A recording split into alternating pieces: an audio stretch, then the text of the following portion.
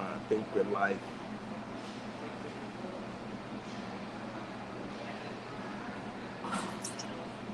Yeah, we're live. All right, let me wait for a couple of you guys to come into the stream, and let me know once you come in. Let me know how's my audio. Do I need to mic up? I hope I don't need to mic up. How's my audio? And how's this thing? How the way I have it set up? Are you able to hear me? Put a one on the chat if the audio is good and you can hear me. Let me see if I need to mic up. Let me know how's the audio. You guys gotta communicate in the chat. So hopefully I don't have to mic up because I have my phone plugged in, charging. Let me know before I continue. Let me know in the chat. How's the audio? How's the audio, fam? Is the audio good? Should I continue? Should I continue? Or should I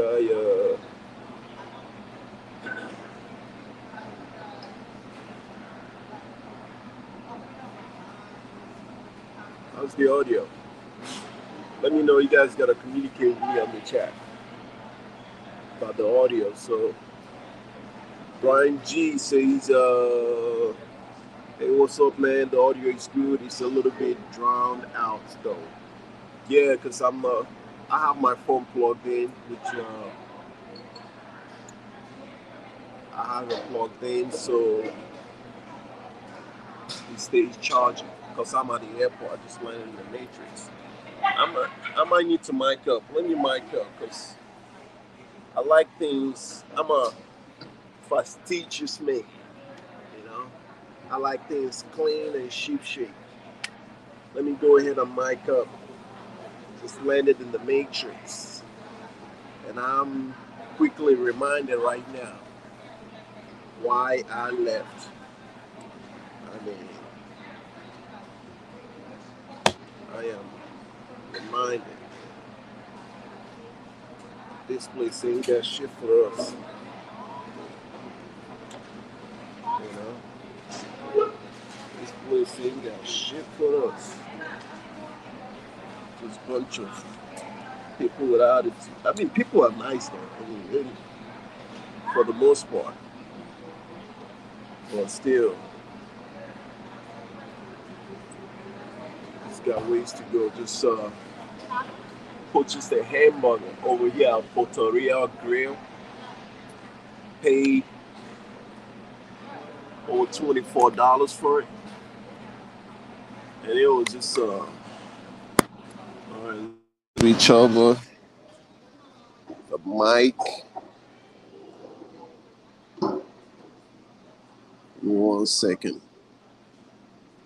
Let me switch over the mic. Okay, how's the sound now? Is it coming from the mic? How's the sound now? Because now I'm wearing the mic.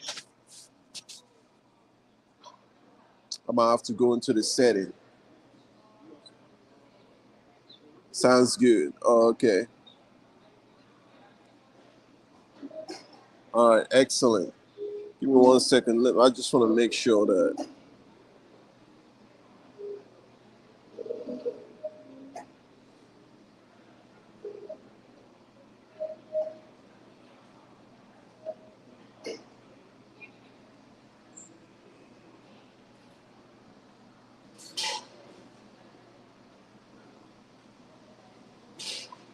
Oh, okay. All right. Check, check. Yeah, sound is good.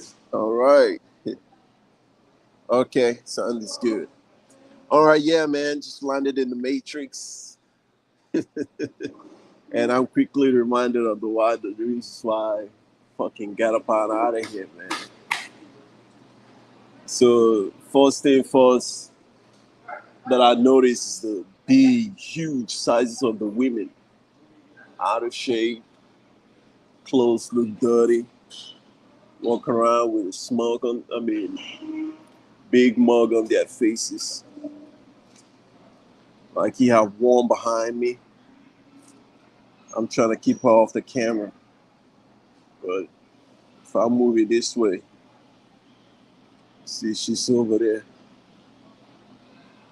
But anywho, man, there's so much I just wanna I miss Southeast Asia already. Especially like Cambodia, Thailand, and Malaysia. Oh my God. The food, the people, the atmosphere. Just coming straight from the airport in Japan, Narita Airport, state of the fucking art. State of the art airport. And I saw a post from Guapo from Beautiful Lies. I didn't see him, but he was at the same airport and he made a post about it. And I'm like, damn, bro, we just missed each other by a few hours. He was probably still in the airport when I was over there. I was gonna make a video just to compare, but I'm like, I don't want to keep shitting on the Matrix, man. It's like night and day. The airport, immaculate, things clean, the seats very comfy. It's like hard to describe. Beautiful, beautiful women and shops, just healthy food. The way they have nature incorporated inside the airport, like you have garden areas where you can just relax. And you come back in the Matrix, the carpet is all stained out. It's like San Francisco Airport is comparable to Manila Airport, no doubt. But I just want to come on here, take care of my business, and deep out again. I'm still here in San Francisco, about to catch my flight to San Antonio.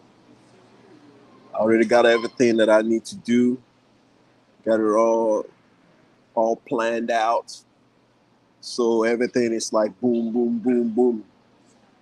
You still got the human element in between there, because when you're doing stuff and you got people in there, they can sometimes derail your plans. So I have to be mindful of that and have contingency plans so I can get out of here by April or May 1st at the latest. My plan is, God willing, to close on another property out here. If not, then I'm going to have to spend that money in Cambodia, either Cambodia or Malaysia. I will spend that money in buying a condo over there, because I looked at a couple of condos over there for sale. Even the ones in Thailand, like Jumtin, I could grab like 2 condos over there easy, like beautiful condos. So I like buying properties that are attached to land, and because I'm a strong believer in owning land. But above all, I rather hold assets over paper money, paper currency. Because if you holding money on your bank account, it's just the inflation just eats it up. So hopefully I can close on a property down here before I dip out again. If not, I'm just dip out. I just set up the Patreon account. So that's where I'm going to be start sharing things like really, really that you guys really want to see. And that will be the best way to reach me from hands on out. So they're still looking over it. And they're going to be approving my Patreon page. So that's that. And that's going to be a lot of good content that I'm never going to post on YouTube. because I don't want YouTube to start flagging my account. So all that is gonna go into the Patreon. Uh, yeah, man, just landing in the Matrix, and of course the energy is weird and different. And I already miss I already miss Southeast Asia, man. I already missed it. Oh man, on my last day, I was just clapping chicks like for hours. Cause I know once I get in here, man, I ain't messing around. Just getting my properties all checked and make sure everything is in high performance order so I can dip out again. Well, this is the Matrix, man. I've been here for a few hours now, and I haven't seen anything that is even worth talking to. Female, that is, even worth talking to out here. Let me see what you guys are saying on the chat. Damien Wall says, welcome back to hell. At least you experienced freedom for a while. Thank you so much, my brother. You know, the thing is, after experiencing what I experienced, like, why in the world, why in the heck would I want to live in the Matrix? Like, there is nothing in here that it can even compete with what other countries are offering us. Like, nothing. Spend $24 on a freaking hamburger. And it was just like, oh, like something you buy from Jollibee in the Philippines.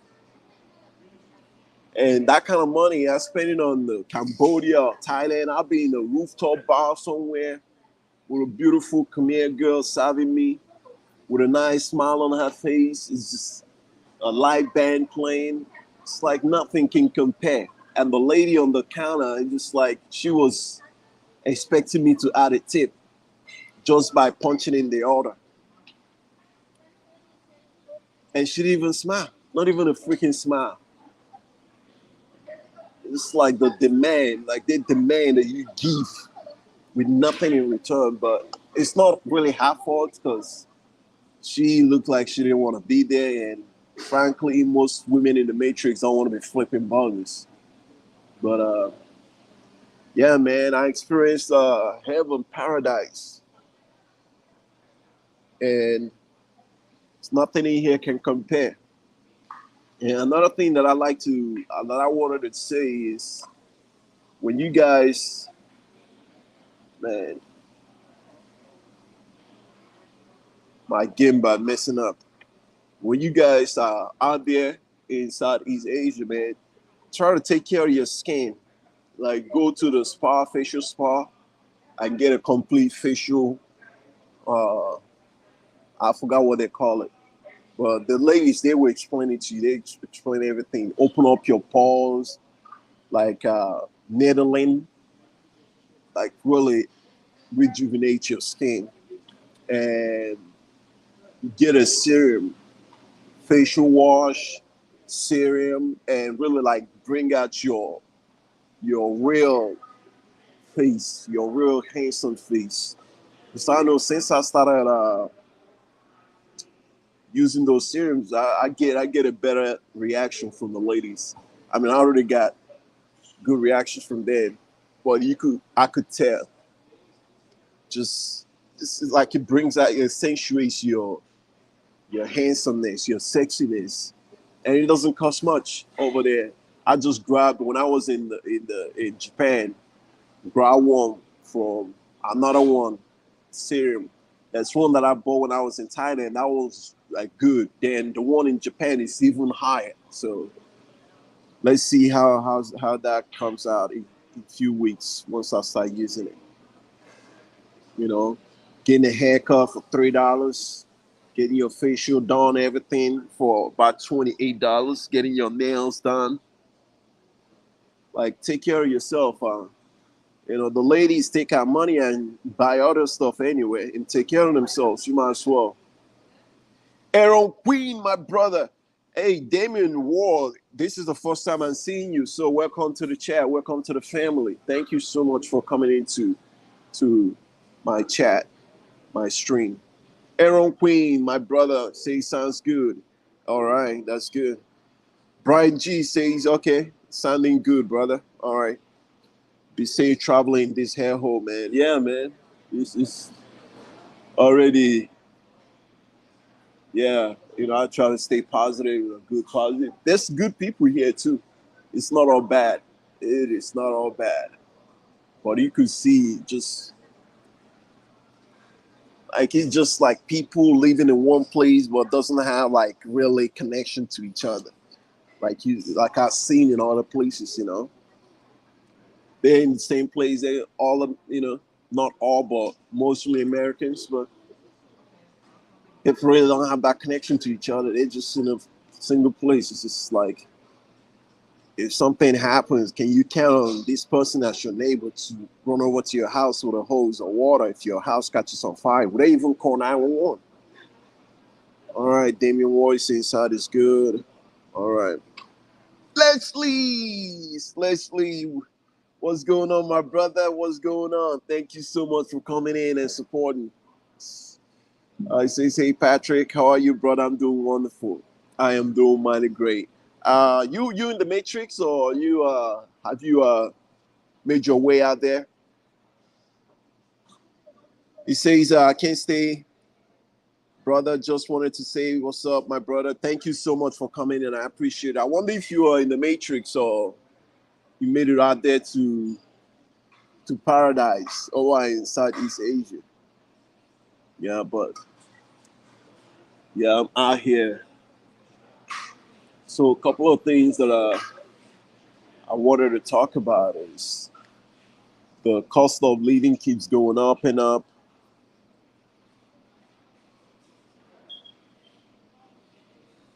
Oh, okay. David Boy says, your channel popped up on my radar about Southeast Asia. I think Cambodia is a place for me. Thank you for the info. Oh yeah, Cambodia. I love Cambodia. Once I finish what I'm doing, Cambodia is gonna be where I'm headed straight. I'm just gonna be flying straight to Cambodia because I have like brought it between Cambodia and Malaysia. So it might be Malaysia, but I'm leaning towards Cambodia more. I'm leaning towards Cambodia more. I already have my girl looking for a nice condo over there. So by the time I finish everything, I'll land over there. Probably stay about 2 weeks or so in Airbnb till I get the condo furnished. So yeah, man, Cambodia is really, really. If you are able to travel around before you make your final decision, I highly, highly recommend you do so. So you kind of get a feel for where you want to, plant your flag. That's what I did. I spent time traveling extensively all throughout different countries and within those countries, different regions. Because what works for one person might not necessarily be work for you. Some people like mountain regions, some people like city life, some people like more of Providence, laid back beach life. So you gotta find your own place. Oh, okay, you are in New York City. Actually, you're in New York. I love New York. Oh, you say you can't go anywhere, you're disabled? You can if you if you put your mind to it, if you want, you can. Traveling all through Southeast Asia, I seen. Oh my, this Gimba. I'm gonna have to switch over.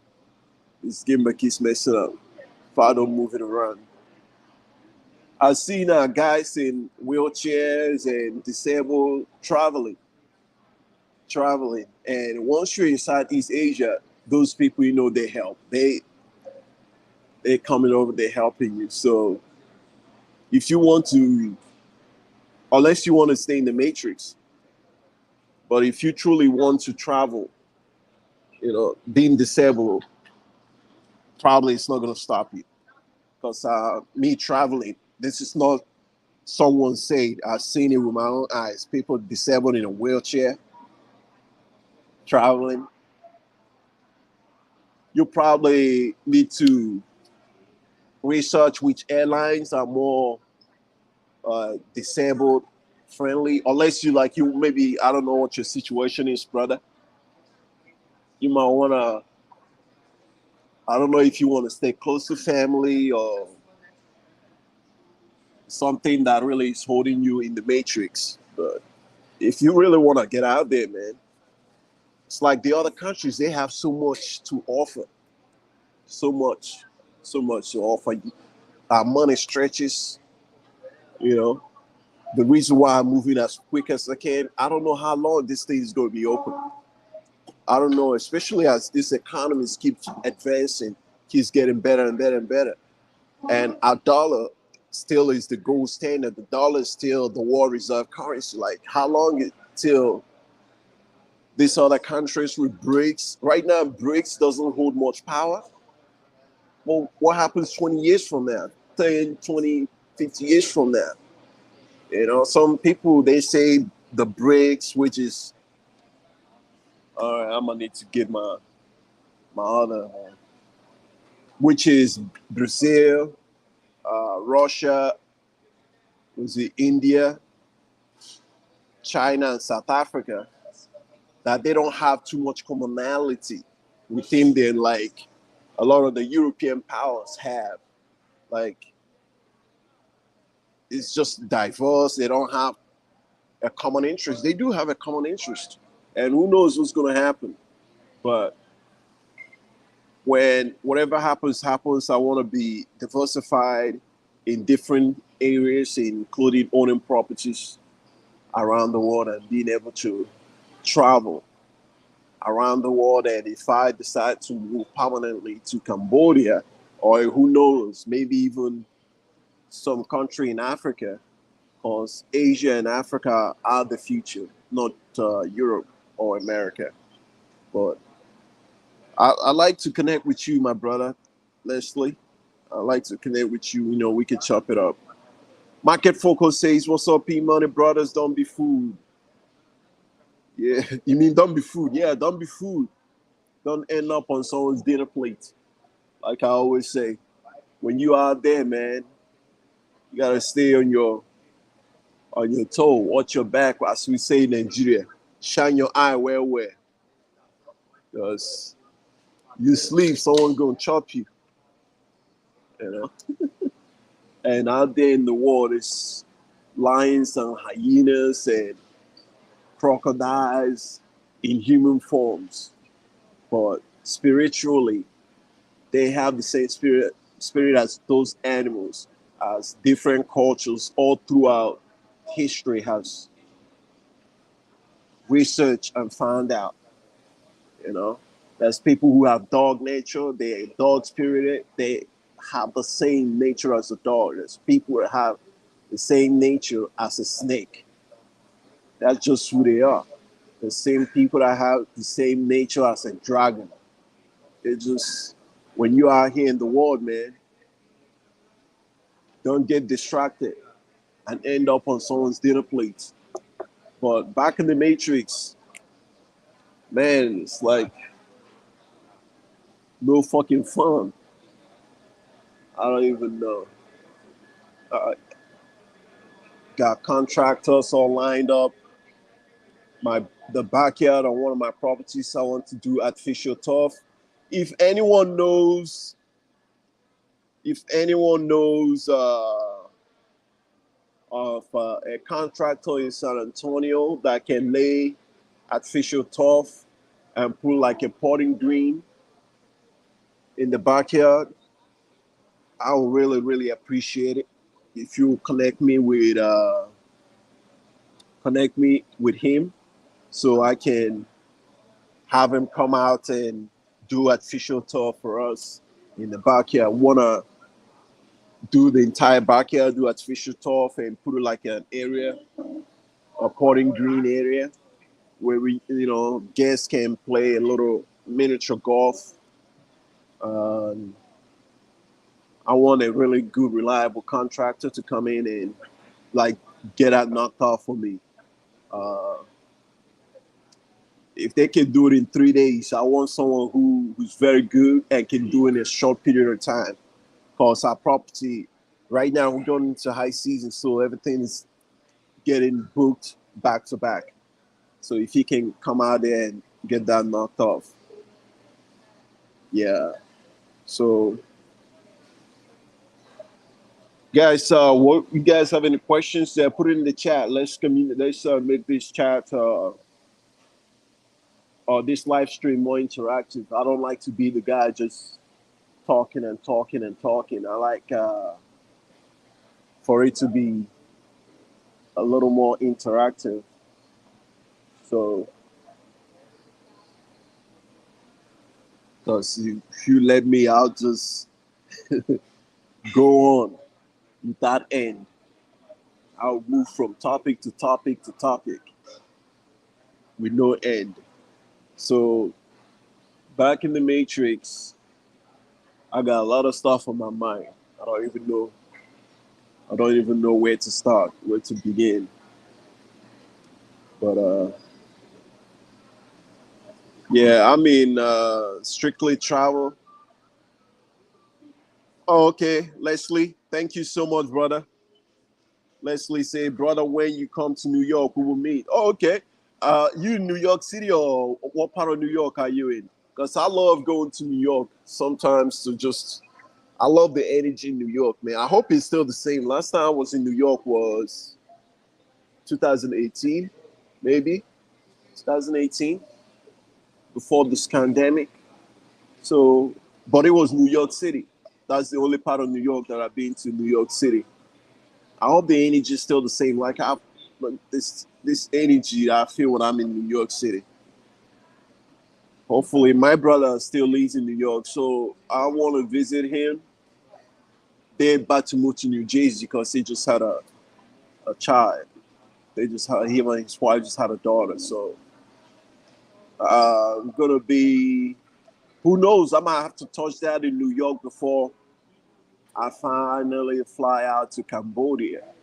Because when I fly out, I won't be able to make it back to family gatherings. So I will probably rather connect with them before I take off. So I'll let you know, Leslie. Thank you so much for coming in and blessing us with your presence. Yes, Strictly Travel says, where are you? I'm in San Francisco at the moment. San Francisco. You know, I'm coming up. When I was coming up here to buy my, to get my dinner, see two dudes kissing mouth to mouth with tongues. Oh, Jesus Christ. I was like, oh my God. I was like, oh my God. Even like, I don't even care that it's two guys, even if it's a man and a woman. Like, what happened to common decency? You know, you have kids around, people, and you're in public. I don't care even if it's a man and a woman or a woman and a woman. You're in public kissing. You know, I'm talking about tongue to tongue. Yeah, yeah, man. Damian Ward says, okay, cool. Okay, cool. What would you say one? Okay, cool. What would you say one needs financially monthly to live comfortably in Cambodia? I'll say this with a bit of caveat because my budget is going to be different from your budget. So what I'm going to touch on is going to be cost of like apartments and food. I don't go to bars, I don't drink, so that will be different for me. If you live in an area called, this is Phnom Penh, which is a little bit more expensive than St. Reef. St. Reef, whatever I say is the price, cut that in half. That's what you're going to need in St. Reef. Phnom Penh, which is the capital, for one bedroom, and I did a vlog on this in BKK in a very brand new high-rise building that was just finished in 2022, 450 for a nice condo with a like beautiful view. you're paying $450 US. Then for the food, if you're eating Khmer food, which is Cambodian food, $3 will fill you up. If you have a big stomach like I do, I like, because growing up in Nigeria, we eat big, huge meal. So I like to eat a lot of meal. So if you have a big stomach, double that by $6, including with the drinks. And the Cambodian food is very healthy, so you're eating healthy food. For transportation, if you take in the tuk-tuks, it costs you about $1.20 to and fro, on average. I couldn't really go into nightlife because I never went out to clubs. So, but you can get beers like draft beer for around $1 a pint, and it's just things are really, really affordable. So if you go to St. Reef, you can really get a nice, comfortable apartment for around $250. So the food price are around the same, not so much. And the tuk-tuks, if you're using a Pass app, you're going to be paying way less than if you're using Grab. So I did a very detailed vlog on this cost of living in Cambodia. So if you want to check that. Oh, okay. Leslie says, I live in Manchester County. Manchester County. Where's Manchester County? I'm going to have to look that up. Larry says, can you live off $1,500 comfortably a month in Makati? Listen, Makati BGC is one of the most expensive places in the Philippines. You could probably live off comfortably there if you're not going out.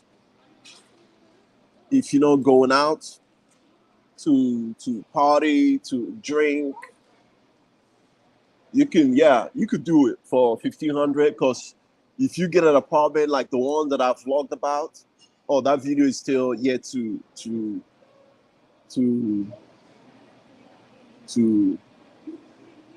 go live, or that video is still on schedule.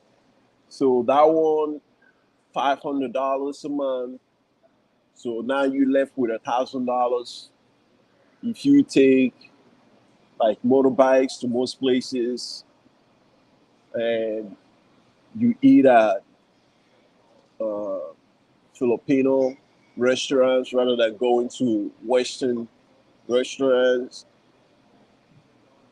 and you're not dating, because once you add a girlfriend to that equation, your price goes up. So $1,500 in Makati, yes, you can live comfortably with $1,500. However, you have to watch your budget. You cannot be going out, balling out of control. If you're someone who drinks alcohol, you have to buy it at 7-Eleven and drink in your apartment. But here's the thing: if you get a nice apartment that has a nice view of the city, you really don't need to go out. You can just invite, if you get a female friend, invite her over. You two sit at the balcony and enjoy your drinks. Man, this thing is pissing me off. If I don't move it every once in a while, it will just like trying to turn itself off. And this is DJI Gimbal. But what was I saying? Yeah. So $1,500 will work for you. But then again, you have to factor other things in, including having a reserve for emergencies. Heaven forbid that you have an emergency situation, you have a reserve for that. And again, of course, where do you want to live? Like the residence that I was over at, you can look this up, Kingsbridge Residence, which is a beautiful, beautiful high-rise condo in the heart of Makati with great amenities. If I am to do that, that would be a place that I will live in. I will, like the condos, you rent it from individuals. Like people bought the condos, but they want to lease it out. You just negotiate with the owner, negotiate with the price with the owner. And if you could get it from month to month, if not, if you like sign a contract, they'll probably be more willing to give you a deal. Oh, okay. Leslie says 14 miles north of the city. Oh, okay. Nice. I need another one. The other one is on my luggage, unfortunately. Strictly travels. Jack, oh, hello, my brother. Come on, welcome in, Jack. Yeah, you're not late. You showed up. Thank you for putting the Instagram page. Before the Patreon goes live, Instagram is the best way to reach me now. If you want to reach me, you can either send me an email or send me a message on my Instagram. Once I set up the Patreon, that would be a great place to actually reach me.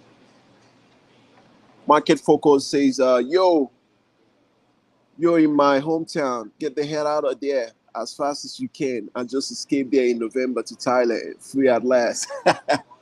Free at last. Thank God Almighty. We are free at last. Yeah, I'm just traveling through. I'm just passing through, man. Man, when I saw those tongue to tongue kissing, I'm like, Jesus Christ, where is decency? Common decency. Common decency. Like, I don't really care about your sexual orientation and your sexual preference. That is between you and I'm not a consenting adult. But doing that in public, even if it's between two, a man and a woman, doing it in public is just uncalled for. It is just uncalled for. Yeah. So I'm glad you're in Thailand right now. I wonder what part of Thailand you're in. Enjoy, my brother. I know I truly enjoy Thailand. From the moment I landed in in Bangkok, then went from Bangkok to Pattaya, from Pattaya to Hua Hin, then from Hua Hin to Phuket. It was all fun, man. All fun. And another game that I wanted to give you guys. If you want to fly last minute, try Priceline. Priceline. I know they've been in the they've been for been in the market for a while now, but a lot of people be sleeping on them. I got a ticket for Manila to San Francisco for $490 with Qatar Pacific. So, and you do not find I try skip legging their app, but I didn't want to do skip leg because I had to check in luggage. Because if I do that, my luggage will end up at the last stop. So I looked at was it Sky Scanner. Yeah, all of them, none of them have did come close to Priceline.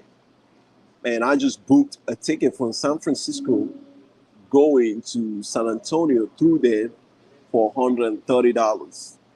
I was gonna use my Chase rewards points, and it was gonna cost me the equivalent of one was 750 and the other one was about 1,000. I was like, nah. So I just booked. I used my credit card to book it, but once it shows up on my statement, they will convert it. They will like refund me the money that I paid for the ticket and just take my rewards points for that. That's one of the benefits of having a credit card. You know, when you traveling and going to the lounge, man, I miss Japan, man. Man, Japan had like a restroom where like a shower. You go in there, they have towels, lotions, detergent, and this is not VIP, just regular. You go in there, take a shower, feel refreshed. Man, here the bathroom is barely open. The restroom, you go to use the restroom, it's shut down. Man, yeah, man, it's different, man. Because there used to be a time when the United States was this shining city on a hill that the whole world loved and marveled and adored. It's like steadily since certain types of people been in office, getting elected, things has been neglected and it's just declining, further decline and decline and decline.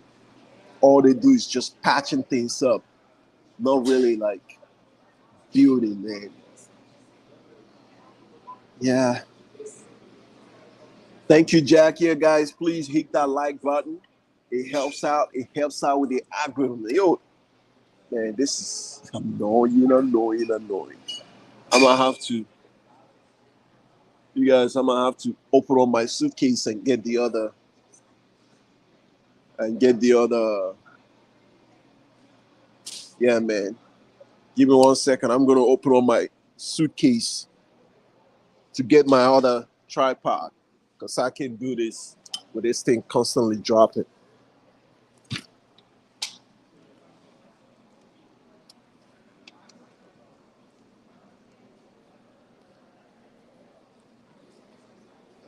How you doing?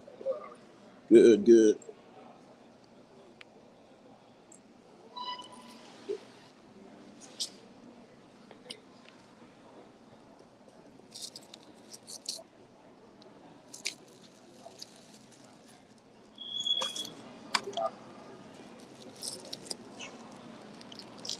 All right, I'm back. Let me swap this thing out real quick so I can do this thing just constantly dropping. It's getting ridiculous. All right, let me pause the pause the camera.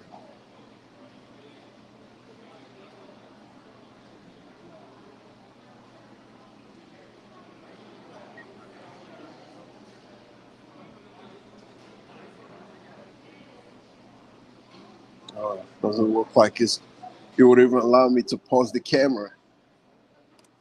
All right.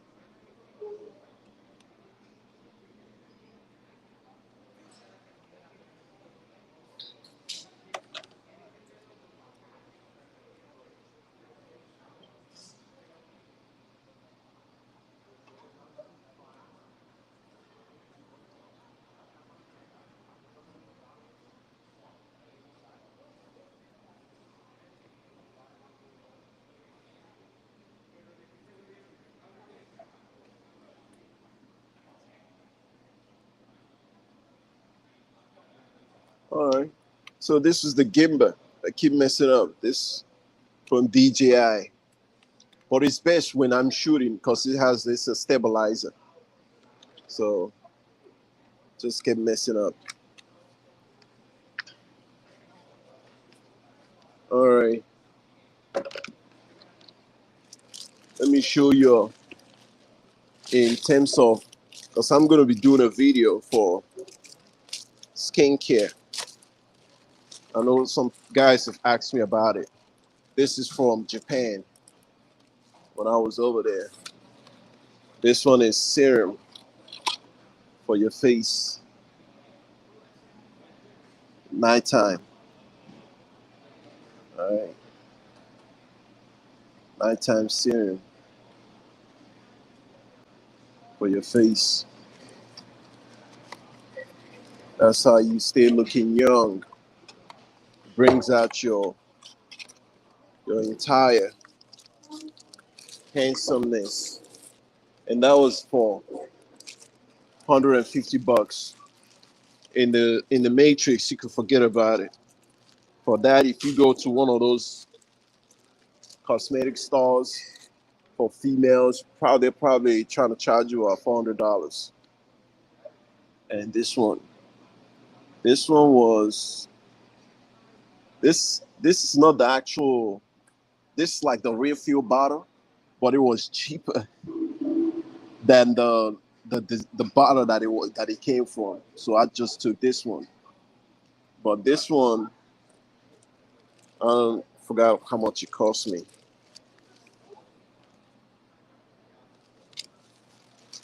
Probably around like $50. But yeah, man, it's good to take care of your skin.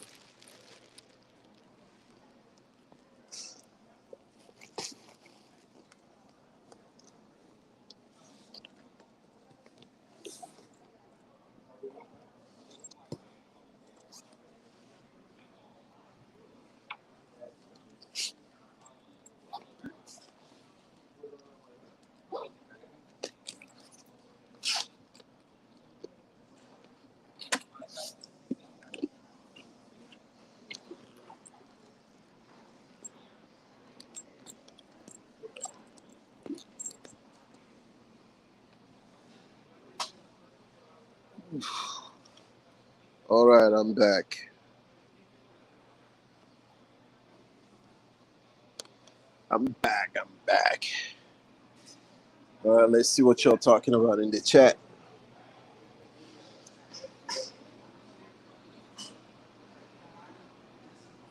One traveler said, I stayed at the Jazz Residence at Makati, and it was dope. Oh, okay. I don't know Jazz Residency. Where is it at? Is it at the heart of Makati? Because Kingsbridge is at the heart of everything in Makati. Walking distance to everything and very close to everything you need. Shakespeare says Matrix in and out of there, bro, real quick. Oh, yeah. Oh, yeah, bro. I'm hoping. The only reason why I will stay longer is if I get another property and then I'm setting it up. Because it takes quite a little bit of time to get all the furnitures in, have it set up, and pictures and all that stuff. But that would be the only reason for my property here. I'm only gonna like I already have everything set. I just the main thing is getting that artificial turf done, and there are a couple of other stuff that I want to touch on, like paint touch up, wash windows, and all that stuff. I'm out of here.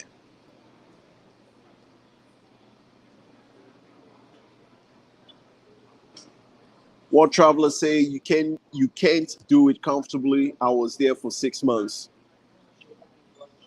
Well, you talking about living in Makati for 1,500? I think he can, but he's not gonna be balling out of control. It's not gonna be because rent $500 for the building that I was in, which is very like world class. It's like you in Trump Tower.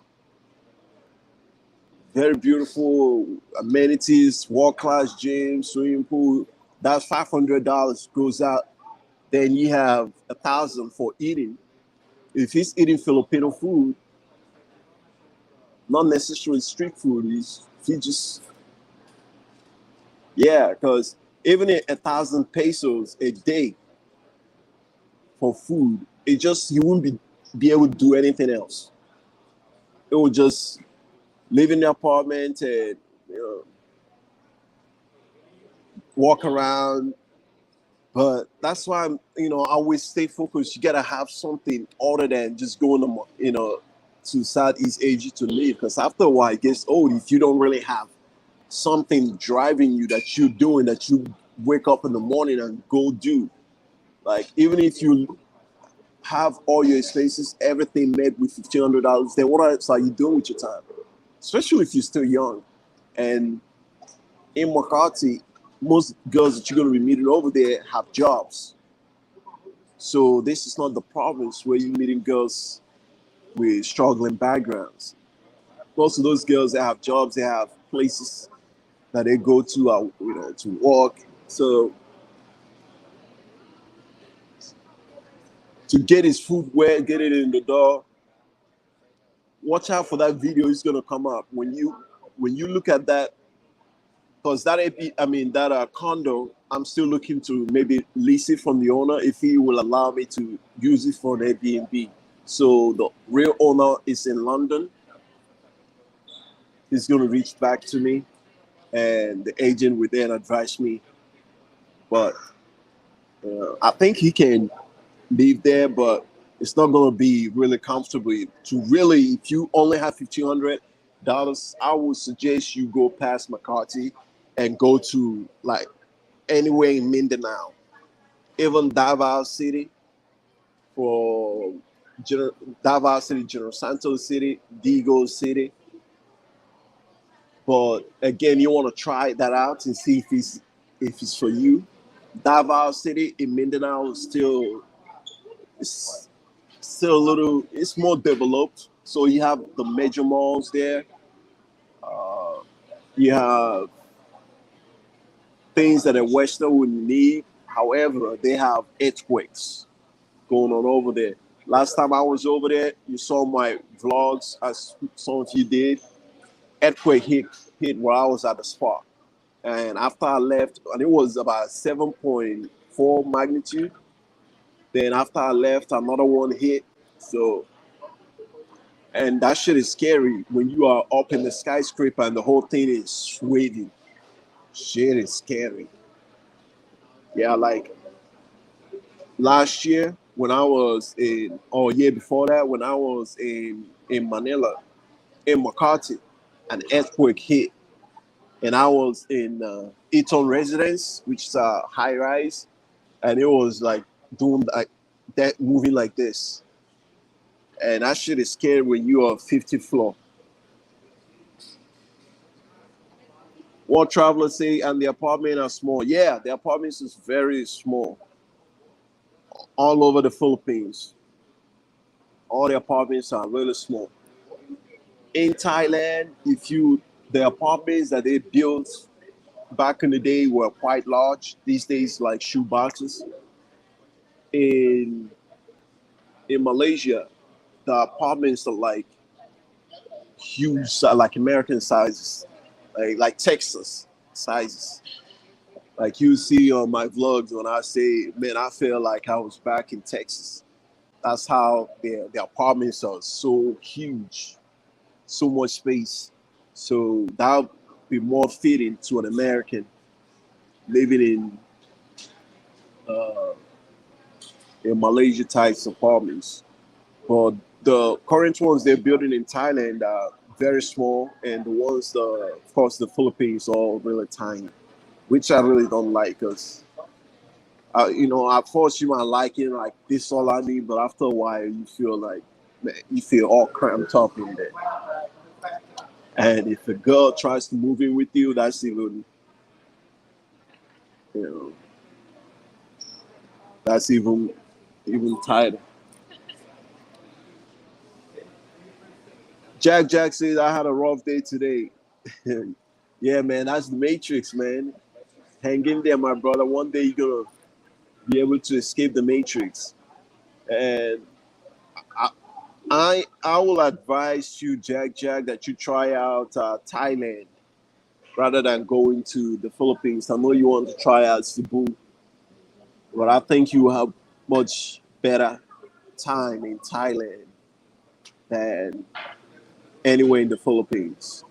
The Philippines usually, like, guys that you see in the Philippines are older guys, and they're living in the provinces, like remote places like Valencia, Iloilo, Dumaguete, and that's really, like, really provinces. That's where they can like get very young Filipina. They wouldn't be able to pull those types of Filipinas in Manila or even Cebu. Like, that's not happening. So guys that would live in Makati or Cebu, older guys. You will see them mostly with like you know, an older, still way better than what they would get in the Matrix, but it will be a much older, mature Filipino. And yeah, and I always advise young men. Is this Asian girl staring at me? And I always encourage young guys to, I think she's Japanese. Yeah, these Japanese girls, they love us, man. Because I connected through Tokyo. Man, the love that those girls have for us. And they are so feminine. Man, you never saw femininity. Just unbelievable. But back to what I was saying. What was I was saying? Lost my chain of thought there. Fuck, what was I saying? Oh, what was I saying? Fuck. Lost my chain of thought. Yeah, all right. On to the next one. Oh, yeah, yeah. But guys living in the Philippines. So if you want, just go straight to Thailand, Jack. Skip the Philippines. Or you could go try it out. If you are looking for more of a young, beautiful Filipina, don't even try anywhere in Luzon. Luzon is where Manila is, Makati, that's Metro Manila. Don't go over there because they are used to Westerners, and some guys have left a really bad taste in their mouths, and they're really not checking for us like they used to back in the day. They're still, but not as they used to. You want to go even past Visayas, which where Cebu is, and just go to an area called Mindanao.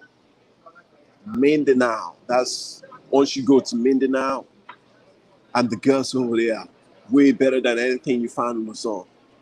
The girls in Mindanao, that's you find a really like young Filipino in Mindanao. But most guys don't want to make that journey because after you travel 7,000 miles from the Matrix to Manila, then you're gonna have to travel more miles and less comfortable uh, commute because you can fly from Manila into Cebu and then go from Cebu then fly to Davao, and Davao, that's Mindanao. There you can just move around, or you could fly from the Matrix to Davao, but they're probably gonna try to connect you through either Cebu or Manila. For me, I would just choose to fly to Cebu, rest in Cebu for a couple of days,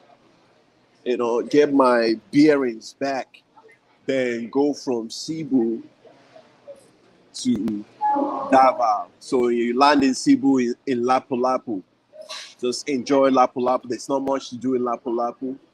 Then you go from Lapu-Lapu, which is where the airport is, to Davao City. Then from Davao City, you can travel all throughout Mindanao.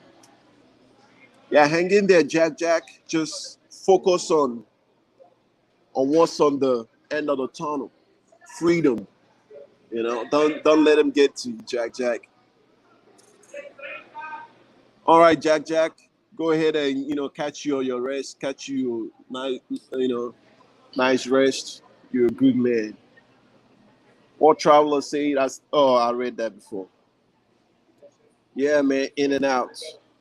Larry says, how do you fund your travel lifestyle? Do you work or own a business or live off your investments? I fund my lifestyle through my business residuals, and I'm constantly looking for new opportunities in real estate, like buying condos. So my lifestyle is formed through my vacation rental condos. That's what funds my lifestyle. And People might see me and think I'm blowing money. I'm never blowing money. I don't drink alcohol in most all these places I've gone to. I don't go out at night. You'll be you'll be shook on how much.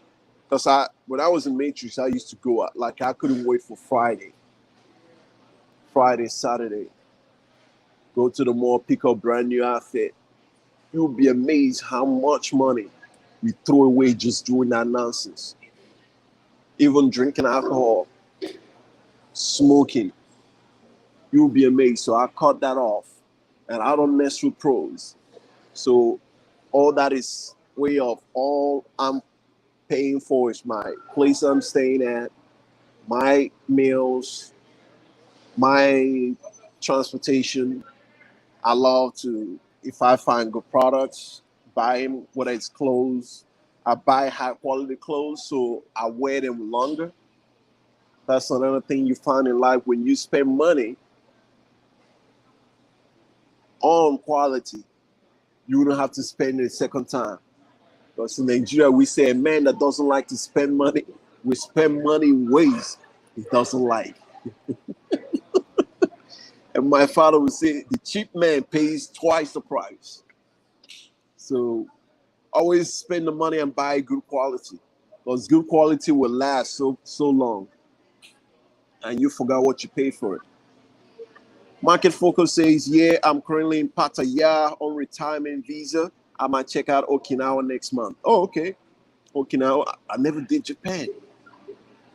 So when I go back, I'm set up in Cambodia. Then I'm going to go check out Japan. I'm going to go check out Japan. Some more Japanese girls over here. I see them. It's nice and pretty. I mean, they're not like way prettier than Thai girls or even Filipinos, but the way they carry themselves. So when I go back, I'm gonna try Tokyo, then Okinawa, and the other one, forgot the name. One traveler say my building was $800 a month, one bedroom. Oh, okay, for one bedroom. But if he goes to studio, like I did a vlog day before yesterday of a studio, and that studio was about 500 or less than that. So if he does a studio and it's just him, then he will, have a good life. But if he adds a girlfriend to that equation, then that 1500 gets blown off, like like a fire hydrant. What traveler says, but when I went back to the Magedi, it was more economical. Yeah, that's why you have majority of retired guys on fixed income be over there down in Mindanao region, because that's where Dumaguete is in Mindanao. So that's what I will advise. But some guys can't even handle that life because all the things that most Western guys are accustomed to, you're not finding them in Mindanao. And if you find them, you paying for it. So some guys go down there and they handle it just fine. Those living situations some of those guys have, some guys I know like wouldn't even be able to handle it. So that's what I always advise, if guys are able to travel around, that they do so and like find out if it's something that like certain places for them or it's not for them. you know Baguio City will definitely be a better choice, a little chilly though. Oh, okay. Chilly mean like cold? Baguio City. I never went to Baguio City. Well, Baguio City is in Mindanao. Probably in Visayas. Because even in Bohol, Visayas, you find a beautiful Morena girl, Morena Filipina, over there, low maintenance, and just live over there and enjoy the beaches. Top G, yo, who's that impersonating Andrew Tate? Top G says, "What's your thoughts on Floyd? Scammer, man. Come on, man. What you guys keep? If you want to talk about Floyd, go on Floyd's channel. Like, why in the fuck you asking me? Have you ever seen me hanging out with Floyd? What the fuck do I know about Floyd? I discovered him this way you discovered him. And I go on his channel sometimes and I talk to guys like I'm talking to you guys here. Like, why are you asking me? Like, what info do I have on him? I don't know, man. What the fuck you asking me? What evidence do you have to prove whether he's a scammer or not?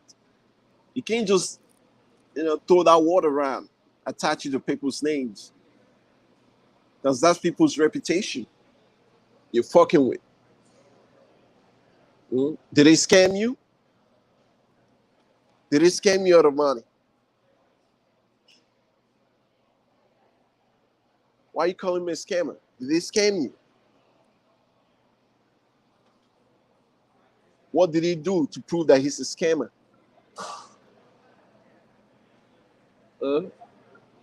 Top G? Top G? Top G? Trying to be Andrew Tate? Andrew Tate. My perspicacity, coupled with sheer indefatigability, makes me a feared opponent in every share of human endeavor. Andrew fucking Tate. The funny thing, when I went to, back in December 2022, I left, I went to Poland, and then from Poland to Siberia. Once I was getting off the plane, I saw on the screen, as I was getting off the plane, on the screen, Andrew Tate arrested with his brother Tristan Tate. And I was going to go to Romania to see if I, be anywhere I can meet those guys.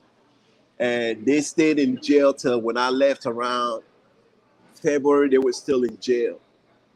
And I don't know when they got released, but they were still locked up when I left. So, man, I wish I went to Romania, at least drove around their place, but still get a chance to do that. This party says other guys pull different girls. Yeah, I mean, it depends on because I've seen older guys, and when I say older, I'm talking about 50 and older. Guys in their 60s, and it's sometimes even 70s, having a girlfriend, a girl that is 19, 20, and in the Philippines, they really don't care about age different relationship, age gap relationships. So, and guys in that age group, I really don't mind them dating a single mother. Like, once you're in that age group, you already had your family, you had your kids. Then you find this woman, maybe she's in her 30s and she has a couple of kids, one or two, and you two come together and you got something for her, she got something for you, then do you. I will today, tomorrow, and I will keep saying this, a younger man in your 20s, 30s, even 40s that haven't had your own family, don't date a single mother. I will say that, and I will continue to say it. A real man creates his own family. Go create your own family. Don't date a single mother. If you are still young and have not created your own family, don't sit over there raising another man's sloppy seconds. Okay? Don't mess with any woman that has a child or children already. Children want their real fathers in their life. It is a thankless job. You're going to waste your time, do all that work. One day they're all going to be gone and you've forgotten. It's like those years never even fucking existed. But if you are 60 and older and you just, you want this female, you two have this unwritten agreement, she take care of you, you take care of her, then there's nothing wrong with that. You already raised your family, you already had your own family. And you are out here, you helping out with the knowledge that you have. You really don't care how these things turn out, because in a few years, you may squeeze yourself to 80. You're going to be gone. And if they remember you good, if they don't, who cares? You're already gone. Rather than in your 20s, in your 30s, you raising another man's children. When by the time you turn 50, you raise them to adulthood, the man comes and reclaims what he is. Because humans will always, look for their real biological parents.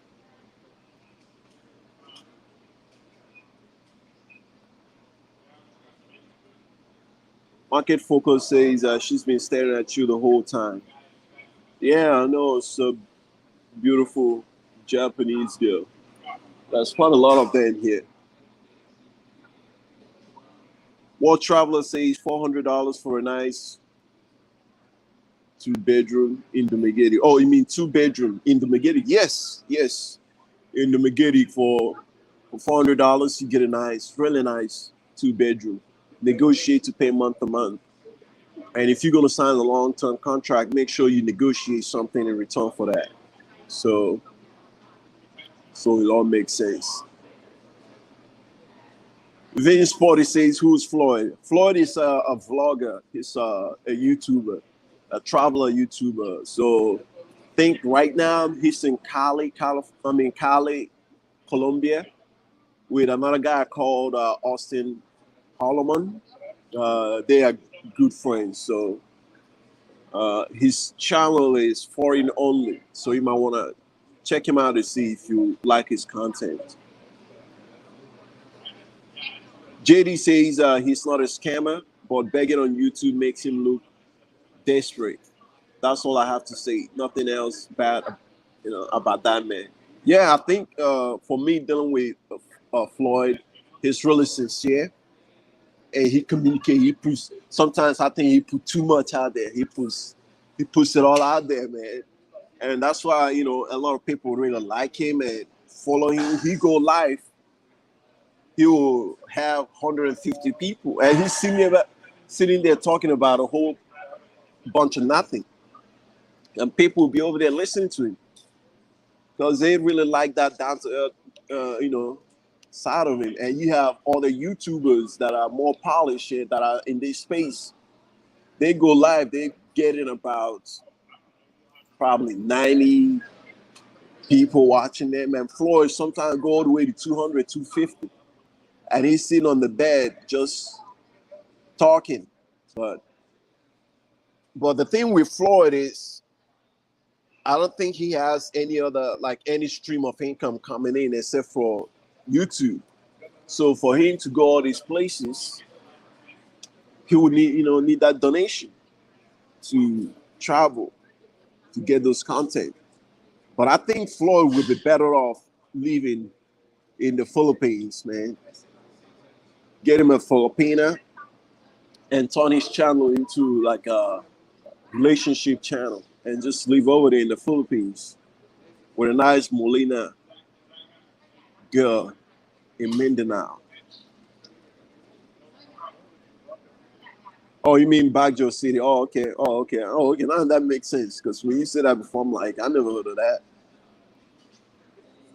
What up, Ann says, what up, B Money? Hey, what's up, my man? Thank you for coming in and joining the live stream. Make sure to subscribe and hit that like button and share the content, because that's how the algorithm recognizes this channel, and keep pushing it. Because for me to really dedicate my time to coming out here creating the kind of contents that I wanted when now I'm the Matrix, but before I left the Matrix, that I want someone traveling to bring to me. I'm going to need the channel to grow so we can invest in all the areas in here.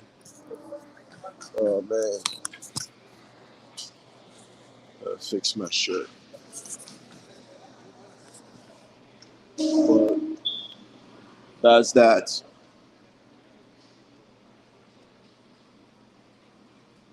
What else? JD says hi, Patrick. Good to see you, brother. Yeah, good to see you. See your comment as well. Hit the like button. Hit the like button. Thank you for coming in.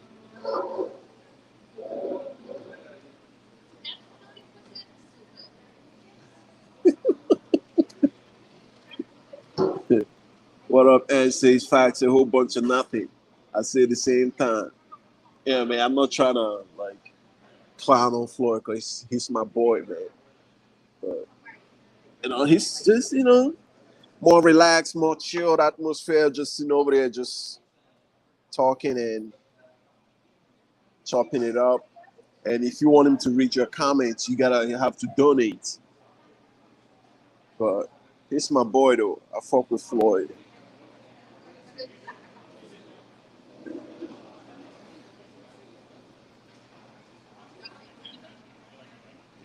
What up, NC? Jesus, man, I came back to your channel and you got 1.2K daily vlogs. And I don't think I made that many vlogs. No, I don't think so. I'll probably like 500. I don't know. I'm going to have to check. You see, when I first consulted with people that had a successful YouTube channel, they told me the answer is to push content. Let me go buy some water. I'm thirsty, guys. Give me 1 second. I'll be right back.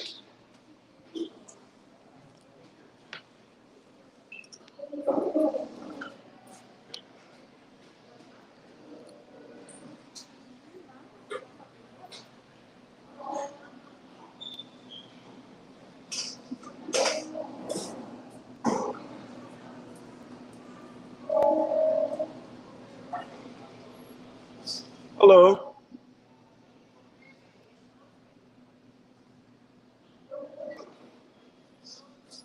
Hello. You guys don't have regular water?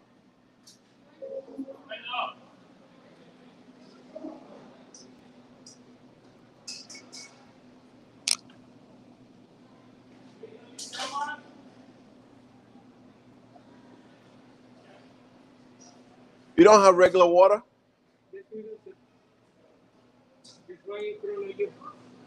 We have a cold water right here on this. We have a cold water right in that side. We have a cold water in the middle. Oh. This is not cold. Oh, okay. Oh, you only have the fancy ones? How much is this?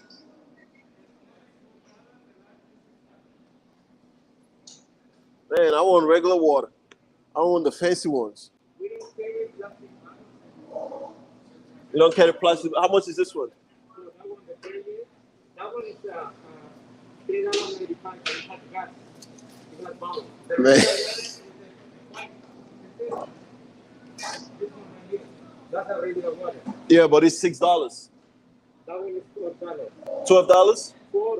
4. Man. Unbelievable. How about this guy? It's a big one, not expensive.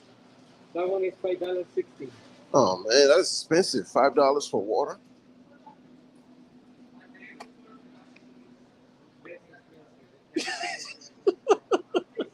All right, thank you.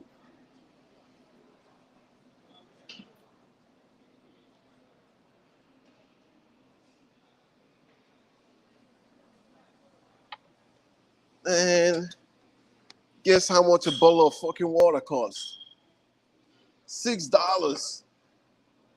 Fucking unbelievable. They say they don't carry plastics anymore. This is San Francisco.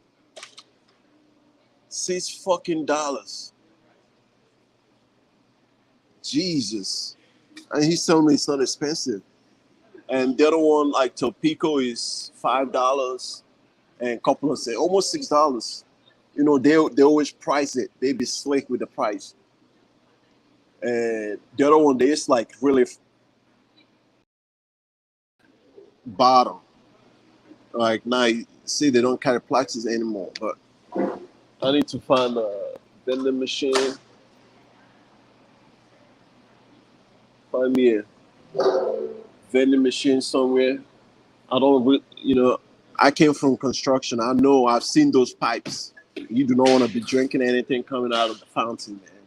You do not, especially in a place like this where motherfuckers don't give a fuck. You do not want to be drinking that shit. So I need to find a vending machine. I haven't seen any, but I might be forced to go buy that shit. Man. All right, let's see what else. Hey, Patrick, good to see you, brother. Hey, JD. Oh, okay, I think I read this already. Yeah, JD said, just hit the like button, get our number, spice up the channel. LOL.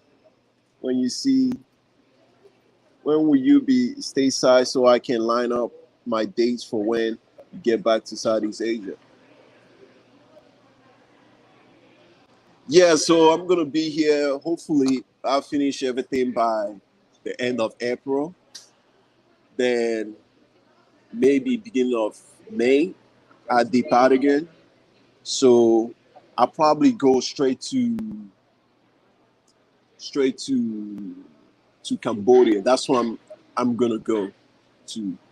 You know, I narrowed it down to Cambodia and Malaysia because people really enjoyed my Malaysian vlogs. Even Malaysians in Malaysia, they truly enjoy that.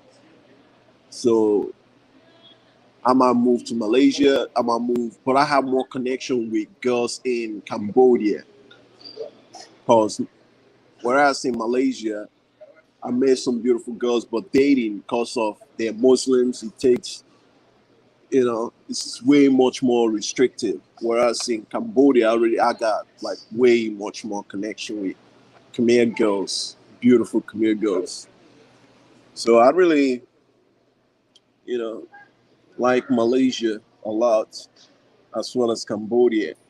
And both places have good programs to become a permanent resident, and becoming a citizen of Cambodia, that gives me access to owning land.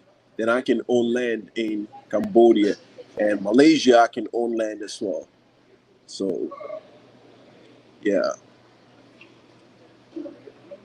Oh yeah, 1.2K subs. G. Yeah, that's about it. Yeah, that sounds more like it. Yeah, I got about 1,200K subs. You know, people subscribing to the channel, and that is what keeps this channel going. That when people subscribe to it, it shows that there's people out there who appreciate the content, who want more of, because shit ain't getting better here in the West. And just me coming back, that confirms it. That confirms it. And I see a couple of older guys here that are like with young Asian girl, and I know they're coming back from Southeast Asia, but they're bringing their Southeast Asian, whether it's girlfriend or wife, back into the matrix, which is a violation. That just means you violated, man. You violated because this place, it just, the atmosphere in the matrix is just too much for the girls to resist. It is just too much for them to fucking resist effing you over, man. But not only that, you have a lot of thirsty dudes just waiting the wing to take over, to take to snatch up your woman. In addition to that, you have the government have things structured and set up in a way that you're bound to get effed. And once you sign on that dotted line, bringing her over here, you're guaranteed to take care of her provision, her accommodation, and everything else in between. If she has a medical emergency and she goes to the hospital, you're the one who's going to get stuck with that bill. Because I told this story before. My father was married here in the Matrix, actually in San Francisco and LA. One marriage in San Francisco and the other one in LA, in Los Angeles. Both failed. I think the one in Los Angeles is when he got cleaned up. Like all his McDonald's franchises, his houses, he got really, they did a real number on him. And it was her ex hired a female attorney, and he didn't know the time he went and hired a male attorney, and they really did a real number on him. See, these days, guys, when you get a divorce, get a female attorney, get a female lawyer. Don't get a male lawyer, because you want another female going after her hard at the court, in the courtroom or mediation, whatever you two are. I mean, look at Johnny Depp hiring her attorney. That was a strategic move, hiring the female, because if it's another male, this American society engages in what I call female worship. It's like they worship women, they worship females, like females can do no wrong. So, which the exception of the only man that I've seen in this country to go after a female really hard, and the whole country is like really didn't bet an eye on, was Trump, when he went after Hillary Clinton. And it was because it was Hillary Clinton and people did not trust her. She was just like a crook. And he set it up properly by calling her crooked Hillary Clinton. And he's the only one. Other than that, man. So back to what I was saying, they cleaned him up, and finally he went to Nigeria, married my mother, brought her back here, and he saw the signs, man. Not only was she changing a little bit here and there, all the guys, so much attention from guys hitting on her. Man, then she's seen other guys doing much better than you, and the system is on her side, and he just whispering nonsense in her ears. Man, I would. They say don't say never, but if I bring a girl to the Matrix, it's only going to be to, let's, visit something or go see something, visit my family, then it's back. It's never going to be, let's move to the Matrix and leave here for what? Like, I moved out for a reason, and I'd rather stay out. I think I might have to go buy that water, because I don't see no vending machine around here. I mean, they sell you the water in a really nice can, like aluminum can that you're gonna drink and throw away like one, rather than using plastic. I guess they can't use plastic in the state of California anymore. Yeah, I guess plastic is outlawed here. So that's that. Oh.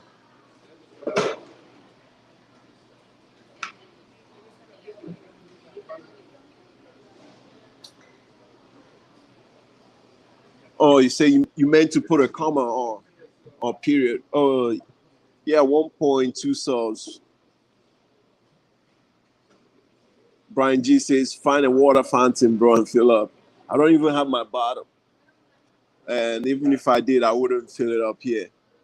It's just, I don't trust the water here. Maybe in Japan, in a country like Japan, I will. But here, I don't trust the water coming out. I've seen those pipes, man. Market Focus says, when you go to Japan, you may become a gigolo. LOA, they love us brothers. Man. I lived there for 2 years. Yeah, man, they love this. When I was in Tokyo, I could tell, man. I could tell, you know. And this, you know, I like dealing with girls like that, like girls that are not from like dilapidated circumstances. Like sometimes, like in the Philippines, you really don't know what you're dealing with because they are from, you know, a situation so bad that they like looking for anyone to save them. Whereas when I was in Malaysia, even Cambodia, like I didn't feel like that. I like girls that can hold down a job. That says a lot about her. JD says I love Cambodia. I was there in, I mean, 2012 to 2012. Let's go, wingman. I'm ready to go back. Probably by, I don't know when you plan to go back. By the time you get over there, I'll probably be over there myself. And I'm down to meet up in Phnom Penh. I'm going to be staying in Phnom Penh. I traveled to Siem Reap. I liked it. However, when I went back to Phnom Penh, I felt like I went back to civilization. Like things were much more efficient. Like a lot of like St. Reef still has a way to go, whereas Phnom Penh, it's a lot of money coming in, a lot of investments. So a lot of the amenities that we Westerns are accustomed to are there. And I didn't feel like I was paying any more in Phnom Penh than I was paying in Siem Reap, with the exception of housing. Outside of that, transportation, food, about the same. So I'll just rather be in Phnom Penh because it presents me with way much more opportunities for business and everything else in between. Man, I'm really thirsty. Yeah, man. Fucking unbelievable. Bottle of water for $6. Fucking unbelievable. Unbelievable. Something I would pay 20 pesos, maybe like 30 pesos at the most, or 20 bats. 20 bats. 20 bats. You know how much 20 bats is? Less than a dollar. Less than a freaking dollar. Here, $6. And he said it with a straight face. It's not expensive. Like, you see, he's been in the he probably never left the Matrix. So to him, $6 for a bottle of water wasn't expensive.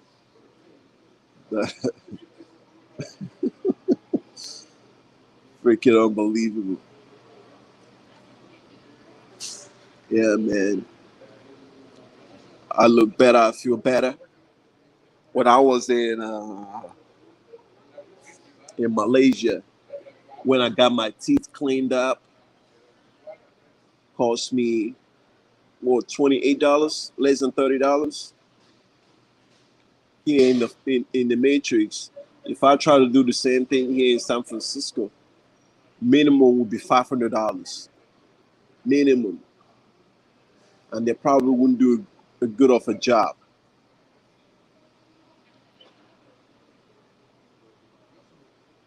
And say he's laughing my ass off. Violation.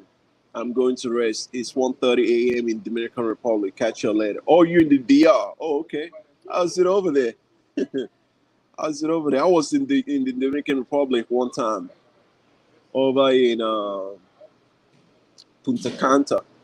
It was nice, but for me, it wasn't messing with Southeast Asia.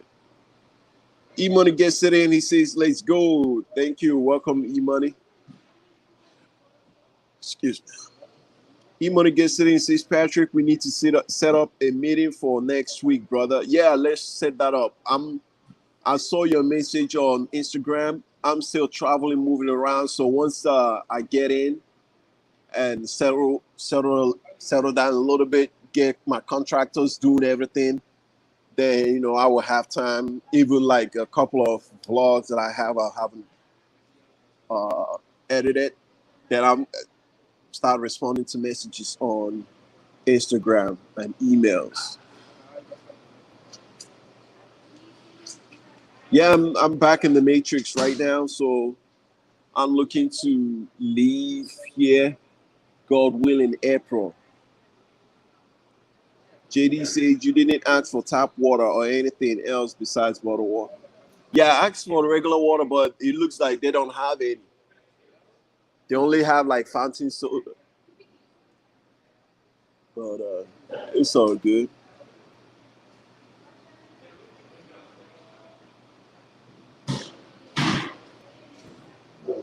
I don't like to just spend money to spend money. I could have spent $6 for that bottle of water, but I really don't like to feel like throw money away, man. I feel like throw money away. I really don't like to, or just it doesn't matter. Oh, I'm in at an airport that I just spend the money. Now I'll try to look around. For me, I'll try to look around. Then if there's no other options, then I would do that. All right, let's guys. Oh, JT Corn Rings, my brother. Thank you so much for that super chat. Says hello, Patrick, in the chat. Thank you so much. I've been watching your work. I am very, very impressed with your corn collection. I wonder if you can make me a ring. Where are you currently, my brother? If you're gonna be in Southeast Asia, maybe we can link up when I'm back out that way, or maybe here in the Matrix, depending on where you are. I'm gonna be in San Antonio, Texas. So checking on one of my properties, and God willing, maybe add another property. But if you are anywhere close to that, I definitely want to link up. Yes, yes, yeah. Thank you so much for that $2, man. That means a lot to me. I like when people come in and they show their support with donation. It makes you feel like, yeah, man, they appreciate you and they appreciate your content. So thank you so much, and I appreciate everyone that come in here and chop it up and leave comments and make this interactive. I definitely, I appreciate you guys, man. Thank you so much. I really appreciate it. Cause you didn't have to give me that $2, man. You did not have to give me that. That is your hard-earned money, and you choose to give it to me. That's how people say I'm your friend. I'm your friend. That's how you separate the real when people they come in and they put their money where their mouth is. So thank you so much, my brother JT. Thank you. I appreciate it. Appreciate that $2. That means a lot.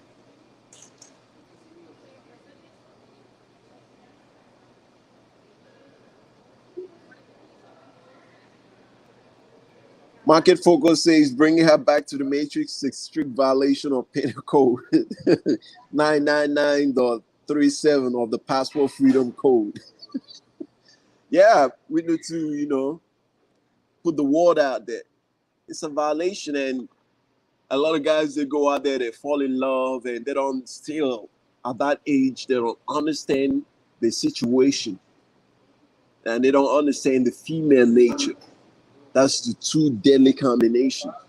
Man that does not understand the environment, the situation that they're in, and the female nature, and they're dealing with females. And they always find out the hard way, sitting in the lawyer's office somewhere and having the lawyer open up the books and really school him and really take him to school. E-Money gets today and it says 12:33 here in Thailand. I mean, afternoon, I suppose. Yeah, I think it's afternoon. 12:33 in Thailand, afternoon. JD says, I'm staying in Phnom Penh. I spent 5 days in Siem Reap. It's too quiet for me, but great culture, relax the mind, soul, and good for couples. Yes, Siem Reap is great for couples. Like, I don't mind living in Siem Reap if me and my girlfriend, we stay in Siem Reap. But even with that, it's still like not too much going on in Siem Reap. It's good for if you really want to take spiritual journey, you were looking into Buddhism, and you want to explore more spirituality, and you go into Angkor Wat and the other temples. Siem Reap is it's a really beautiful place. You know, I'm not gonna knock Siem Reap, and there's not much going on in Siem Reap. Really, not much else. Uh, you know, even the walking street is not that big. Still like beautiful place, and it's still recovering from the pandemic, or the scandemic hit. Still recovering from that. But other than that, it's still a great place for if you're a couple. Even if you're a single guy, if you're a single guy that not into partying and just going crazy. Because you have quite a lot of foreigners moving to St. Reap right now. And if your money bag is not up to par, like for $1,000, you could live very comfortably in St. Reap. Live comfortably. You're going to be eating Khmer food, street food, like street restaurant food, which is really good food. And, get you an apartment for about 250. And you live there comfortably, and you're not going out constantly drinking at the bar. Yeah, for $1,000, man, you live very comfortably in St. Reap. And some people have managed to even keep their expenses like lower, like cooking certain times, and everything is fresh. You go over there, buy your cookie, like, yeah. But you in Phnom Penh right now. That means when I come back, we're gonna link up. When I come back, is once I'm going back, I'm going straight to Phnom Penh, Cambodia. Like, I already mapped it up. That's the place that I want to stay at. So there is no reason for me to go any other place. There is a city in Thailand. I'm gonna say it anyway. Hua Hin. I love that place. So between Phnom Penh, Cambodia, Hua Hin, Thailand, and Kuala Lumpur, Malaysia, those are the three cities that I picked up. If I live in Southeast Asia, this is the place that I want to be. It covers everything for me in terms of doing my Airbnb business, living there comfortably, dating wise, wide, huge dating pool. And I know that I'm definitely going to be happy there. The food is gorgeous. The food is great, not gorgeous, but the food are great and healthy in these three cities. Very, very budget friendly. So those are the three places that I picked up. That if I decide to stay, I'm gonna stay there. Let's read a couple of these super chats. Benjamin Amma, thank you, my brother. I say shout out to the channel, brother. Enjoying the videos. Thank you so much. That means a lot. That means a lot to me that you are enjoying the videos so much that you show your support by donating. That means a lot. Because you guys don't have to do this. You don't have to. I truly, truly appreciate it. You see, just by this, you guys just bought that overpriced bottle of water. You just purchased that oversized bottle of water for me. I mean, overpriced bottle of water for me. So I'm gonna have to drink. Oh man, unbelievable! I can't believe it's $6 for a bottle of water. $6, man. I'm gonna say this now. I left in October of last year, and I'm back in March. So that's October, November, December, January, February, March. 6 months, right? If I calculated, not if I calculate, I calculated my living budget when I was here in the Matrix monthly. And I calculated everything that I spent from October to March now. I spent way less than half of that.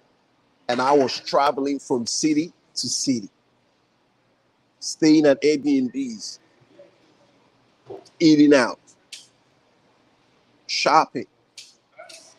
And when I calculate everything, like paying car insurance, uh, vehicle maintenance, health insurance, of course, the utilities for living here, price for eating out, not even talking about dating. If I throw dating in there, that blows that budget out of the water. Everything else. So it makes more sense for me to actually leave outside the matrix. I will actually save way more money living outside the matrix than living in the matrix, even as a single guy. So just traveling around, which if I was like I stayed in the same city, renting an apartment long term rather than paying at Airbnbs, that budget, I will probably for the kind of lifestyle, my lifestyle is going to be 2,000 or less. $2,000 or less. I calculated everything.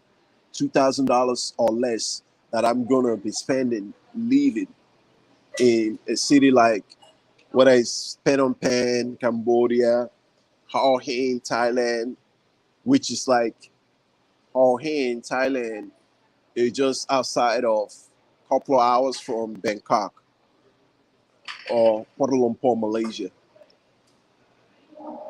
So think about that. Brian G says, I really appreciate what you do for us, man. Thank you, P Money. Oh, man. Thank you, Brian G. Thank you, my brother. You, from day one, you always came in and supported this channel. I thank you, man, because guys like you let me know that I'm doing it. I'm doing something right, that I should keep going and keep bringing the content, the type of content that I would have wanted to see when I was here before I left the Matrix. So that really lets me know that I am on the right direction and I need to keep going. All right. So thank you, man, for that $5. I truly appreciate it. You do not have to give me that money, man. You do not have to. You know, when I be in Cambodia, when I move to Cambodia, I might do like 6 months, maybe 3 to 6 months in Phnom Penh, and then do 3 to 6 months in Hua Hin, and then do the same thing in Malaysia, or maybe just stay in Phnom Penh. You know, I haven't decided yet, but I know those are the 3 places that I'm going to be. And when I'm there, I'm going to be doing like Richie Mack, where my girl that I'm going to be teaching English is going to come out here and say, "Save yourself back, man." I'm going to have my girl, you know, because those, with exception of Malaysia, girls over there speak very good English. But Thailand or Khmer girls, they don't speak word of English. They don't speak none, jack nothing. You're gonna have to teach her English, which I like. So I'm imprinting on her. And if for any of you guys that are thinking about Cambodia and you don't have ways to earn income currently, I would say look into teaching English in Cambodia. See what kind of opportunities lie there for you, and look into IT. And maybe, who knows, if I get enough brothers out there, we can even start academy whereby we teach English, or we create an academy for guys to come in and teach English to Cambodian people, and that would be a way for guys who do not have an income coming over to Southeast Asia to at least come out there and get their food wet and have a steady stream of income. And from there, you can kind of look for other opportunities to branch out to make more money. Because teaching English does not pay that much, even in places like Japan or South Korea. It will pay you enough for you to live in that society because you are making money from the locals, basically, and you're getting paid in local currency. So for a local, that might seem like a lot of money, but for Westerner, like it doesn't go that much. That's why I always try to tell guys to focus on earning income whereby your money is coming in Western currency, whether it's the dollar or the pound sterling, the euro, a strong currency, even some like Middle Eastern currencies that are really strong.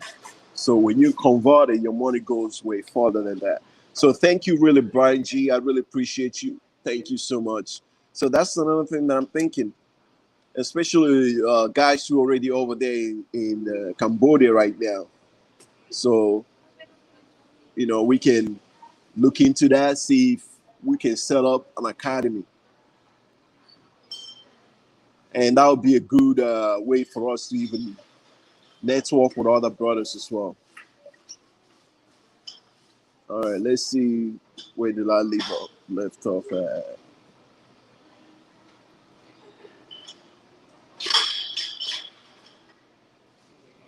Yeah, JD, if you're already in Phnom Penh, yeah, you might want to start researching that, especially like around Auburn Village, because I was over there and I met a couple of girls that they say they were taking an English class, but I don't know who they were taking it from. And Auburn Village, they have like empty spaces that they're not utilizing. We can actually rent one out and be teaching English. I mean, not me because I have a lot of stuff going on, but bringing guys, and I don't mind showing up and getting involved. We can have guys coming in, and that would be their foot in the door. E-money gets it in, says bottle of water. I'm drinking that in the gym, cost me 7 baht. Yeah, yeah, man. Look unbelievable. Yeah, in the Matrix, it's just. Yes, I'm done. Thank you so much. Are you guys close? Oh, okay. You know where I can get a bottle of water from a vending machine? Level two? Oh, okay. I'll try that. Thank you. All right, go to level two. Try to see if I get a bottle of water. Yeah, well, inflation, man. Everything is you pay more and getting way less. And this is not the end of it. Like the inflation will continue to rise because prices don't go up and go down. Once they keep that price up, that's where it's going to stay at. You know, till people get used to that staying at that level, then they will boost it up again. And like I was saying on my last live stream, they're even doing what they call shrinkflation, where they're shrinking the size of things. Like they're doing right now, they take the familiar bottles that we know, they take that away and present you with a different bottle or smaller with less water on it and raise the price. Like fuck, just screwing you all over. E-money gets it in, yeah. Oh yeah. Oh, 550 milliliters. Unbelievable. For 7 bahts. For 7 bahts. I miss Southeast Asia already. For 7 bahts. Okay, JT, you are in Baltimore. Oh, okay. I don't think I've ever been to Baltimore. Baltimore, Maryland. All right. Oh, JT. I know. You could tell a real man from a strong family background. Say my dad taught me to bring a gift when I enter into a host home. Facts. That's how you separate yourself. That's how you really become. Like you show you're a real man. Like when you come in, you come bearing gifts. That's how you enter into the other room where the real deals is getting done at. Because they know you're real. They say, as they say, real recognize real. That's how they pull the curtain back. And you see that door, the other room with the banquet table. E-money gets today and say afternoon. Oh, yes, that's what I thought. Afternoon over there. E-Money gets today and says, I want to explore Vietnam. There is great opportunities there for business, among other things. I haven't been to Vietnam yet. If I'm living in Cambodia, which has border with Vietnam, I'll probably like just fly over there because the flight ticket costs less than $100, and if I book in advance, probably around $50 to go to Vietnam. But I don't think I will want to live in Vietnam. Uh, who knows? Maybe when I go over there, I like it so much I want to live over there. But I kind of like Cambodia more. Even when I meet Cambodians, or whether here in the Matrix or Southeast Asia, like when I meet them, the camaraderie between me and them, just the energy flows better than between me and Vietnamese people. Even though Vietnamese girls are beautiful, drop dead, gorgeous, and some of them like really have pale skin. I met a couple of Vietnamese girls in Phnom Penh. They like to come to Phnom Penh. They like to come over there because I think their money stretches over there. So that's another thing. When I'm in Phnom Penh, I meet girls from Ukraine, Poland, other Southeast Asian countries, except for Thai. Thai girls don't really like to live in Thailand. They like to stay in Thailand. And yeah, even Khmer girls. But Vietnamese girls, they like to, like Filipinas, like to leave to go to a better economy. So E-Money gets it in and says we need to be business minded when we travel, brothers. Opportunities are everywhere. That's why I keep saying opportunities are everywhere if you put cheese clapping aside for a second. Because when brothers are traveling, and I understand, the West is a fucking desert. You come in, the energy, even trying to talk to a female, she trying to fucking embarrass you and look at you like something's wrong with you. And you go out to a region like Southeast Asia and you're getting so much fucking attention from 9 and 10s. It's easy to just have your mind just wrapped up in just clapping cheeks and not even thinking about like you can actually live here full time and find a really good girl, marry, have a lovely, beautiful family, and just live a good life rather than spend your whole life chasing chicks and dealing with 304s, man. That gets old. Business opportunities are everywhere. And I always emphasize that brothers should always be striving for excellence to build something in your younger age. As the Bible says, let no man waste his youth. It's a sore thing when you wake up an old man, not able to earn income like you used to, and you don't have much to show for all your years. Southeast Asia, people are going to wake up 20, 50 years from now and be like, man, I wish I discovered this place this years ago. Because that place is going to be so unrecognizable from what we know today.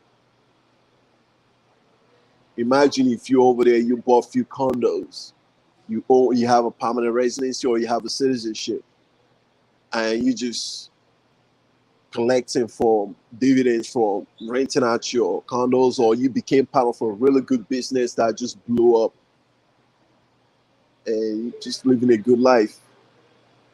That's something that we have to be really cognizant of and praise our gaze on recognizing opportunities. And what's opportunities? Those find places where you can create value, where you can bring value.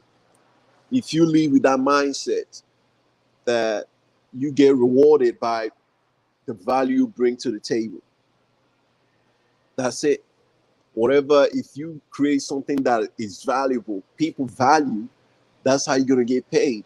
And that's how I'm able to actually narrow down what I want to spend my time pursuing business wise, and what I really don't want to pursue. Because without looking at it from that gauge or from that vintage point, there are great ideas that I have that not a lot of people are going to want to pay for. It's great. It sounds great on paper, but who's going to pay for it? It's giving people what they want rather than what I think they want. And once I see a problem and I see how I can deliver value to it, like right now in Cambodia, they want native English speakers. If I can bring people who can teach English, that's value. Cambodians will pay me for that. In Malaysia, they love fried chicken and they love American brands. If I can bring them Popeyes, that's value. Okay? They'll pay me for that. That's value. Thailand, Thailand has been so much established now that a lot of people know about it for so many years. The value is still there to be found, but it's not as just laying out there like Malaysia and Cambodia, which are still frontier markets. But value is still in Thailand, make no mistake.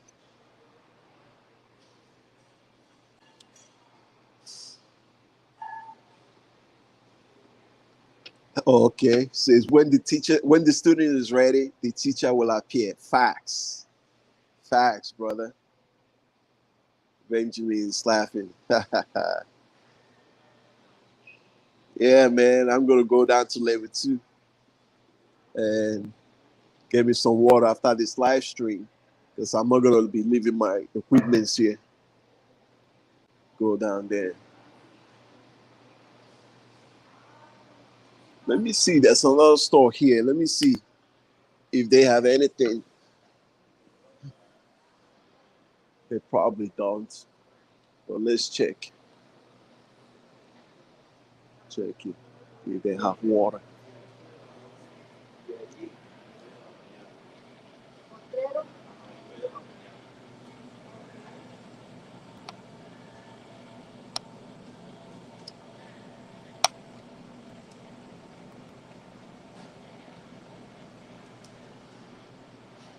I'm trying to get like regular water, not the fancy ones.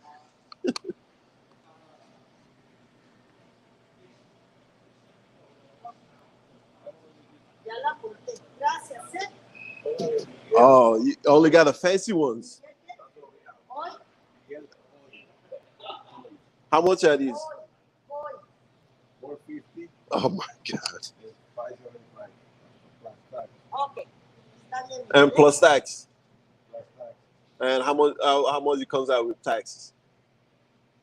Probably more than $6. Sí, ella ya sabe quién. Y a mi esposa también. Por toda su familia. Claro, por toda mi familia. So the other one is 516. 516? And how much is the other one?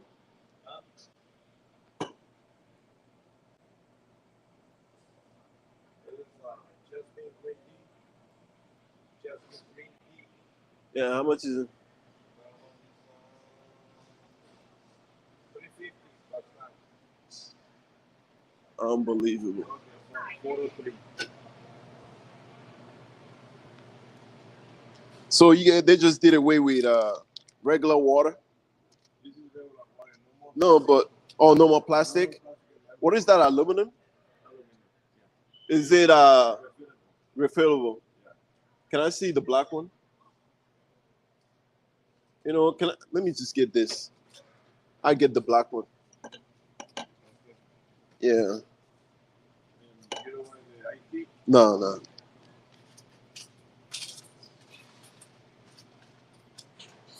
Okay. Con permiso, ¿eh?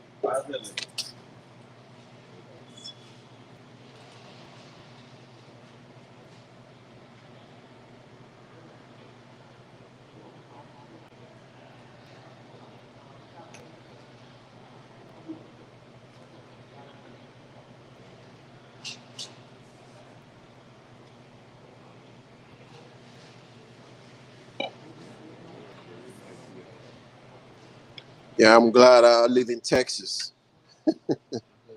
where we still have common sense governance. I can still get a bottle of water for about $1.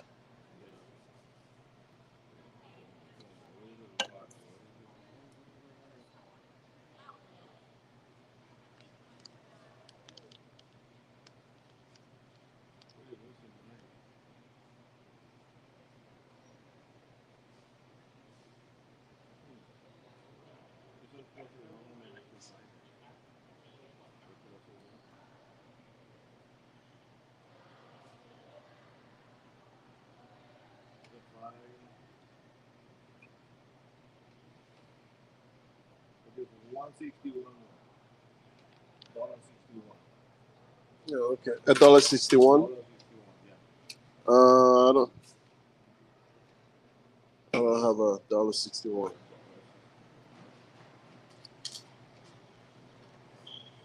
Oh. What if I use my debit card? Huh? Oh, you already ran it.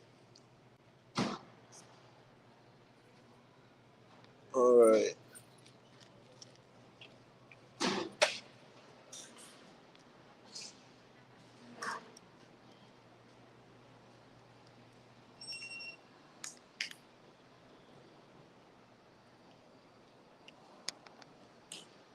Oh man, got the water. Here's the water, y'all, that I had to pay over $6 for.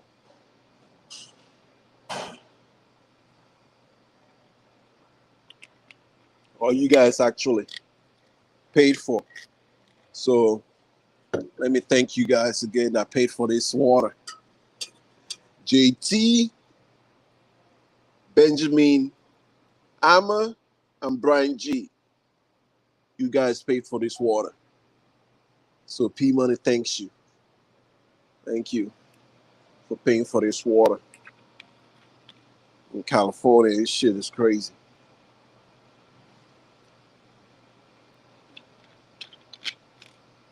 Shit is crazy. All right.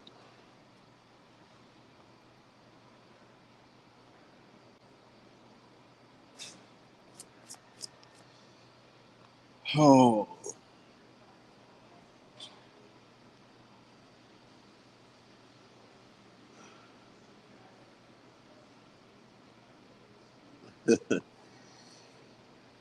Market Focus says, did you do videos of Howhin? I'll check them out. Yes, I did a couple of vlogs in Howhin. I cover a couple of stuff, including nightlife, beach, and street vlogs in Howhin. Howhin. JD says I'm not there, but I will look forward to going back in spring, early summer. Oh, I thought you were in Pan right now. Oh, okay. Yeah, so if you go in spring, early summer, then that's when I'm gonna be returning. Around that time, that's when I'm gonna be returning. So we're gonna link up in Pen. I'll probably be around like DKK area. I don't know. That's where I was before, and I liked it. And I like Auburn Village area as well. Benjamin Amma says lots of Nigerians in Maryland. So it's lots of Nigerians everywhere. Everywhere you go, even in Pen, we have a Nigerian community over there. So I already got that to plug into if I need guys to help me do something. Benjamin Emma says, when are you going back to Nigeria, man? No, I don't know yet. If I do Nigeria, I'm gonna do other African countries as well. So it's not just gonna be Nigeria. I will cover other countries in Africa as well. E-Money gets today says, Patrick, you will really love Vietnam. The cost of living is low and the cities are up and coming. I think you are sleeping on Vietnam. Check out Hanoi, Ho Chi Minh City. Ho Chi Minh City, which is Saigon. Plenty more cities to explore. Okay. Well, if I'm in Cambodia, that's easy because I was gonna go from Cambodia to Saigon, then from Saigon to Hanoi, then from Hanoi to Bangkok, Thailand. But out of some reason, they were saying visa was like complicated to get a, even with my American passport, to get a visa to get in there. So I just kind of skipped it and went to Thailand. Plus, I had a lot of Thai girls on Pipeline, and I love Thailand from last time, so I wanted to spend New Year's in Thailand. So I just went straight to Thailand and spent my Christmas, I mean, my New Year's Eve over there. Then from there, went to Malaysia. But I'm definitely, there's no reason why I wouldn't do Vietnam and Laos, which there's not much going on in Laos, but I still want to like touch down over there. Yeah, yeah. But touchdown and see for myself because you never know, man. That's the thing. You never know because you might think the place is no good, and you go over there. Like before I went to Cambodia, I thought because from the vlogs that I see, guys, they go over there. They don't really like do much vlogs.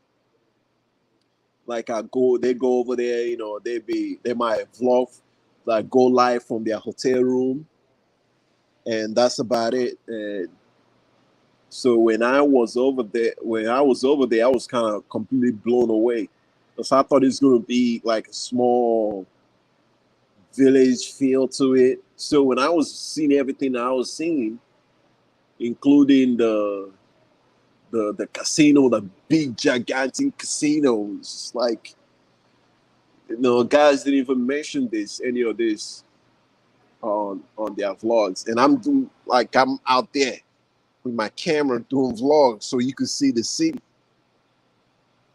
you know, and so you get a feel like you're there.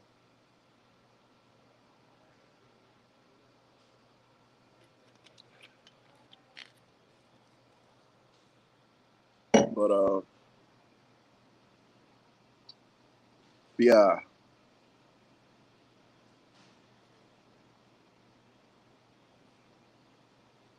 I'm definitely gonna explore it and check it out. JD says, "Love diversity. The world is your oyster. For those who think you should just stick to your race, are closed-minded. Go where you are valued, wanted, and respected." Facts, JD. Facts, because my motto is go where you're treated best. Wherever people treat you the best, go there. It's all about your happiness, the pursuit of happiness as the founders of this great country, put in the Constitution and Declaration of Independence, the pursuit of happiness. They understood, and they were students of Baron de Montesquieu, who was this French civil rights writer that understood civil rights, civil liberties, that understood the human rights, the universal human rights suffrage, understand the rights of men. They were students of him, Baron de Montesquieu, and they understood that man has to pursue his happiness. You have to pursue it by any means available to you. And if the passport is available to you to travel to another area and see maybe this is where you are meant to be, why not? There's a study that came out saying that majority of people live and die like in a very small radius from where they were born. They might travel, go somewhere, always they end back where they were born and raised. For some of us, we got itchy feet. We got to stay on the move. Benjamin Amos said, okay. Iman Gesserin says many Igbos from Anambra State all over China, Thailand, and everywhere. Facts. Facts, because the Igbos, which is my tribe, they are more of merchants. They're more businessmen. You know, there are guys from Harvard Business School. They were commissioned from Harvard. They wanted to go to Nigeria to study the Igbos, like the way they do business in terms of loans and stuff, which very untraceable many times by the Nigerian government. They wanted to study that. The Igbos are very business savvy people. So they go to China. What is the name of that place? There's one area in China that does a lot of manufacturing. That's usually where they end up at. They always end up at business places where we travel, always go to places that there's more business going on, so we can let it plug ourselves into the economy and start producing. I forgot that place in China, but that's where a lot of the manufacturers are in China. That's where you see a lot of Igbos over there, and they're wifing up Chinese girls too. And Chinese girls, girls, they recognize real when a real man shows up. They're wifing up Chinese women left and right, and jealous Chinese dudes trying to stop it. These Chinese, they think they can fuck with the Igbos when it comes to business. Yeah, right. You guys just left doing communism.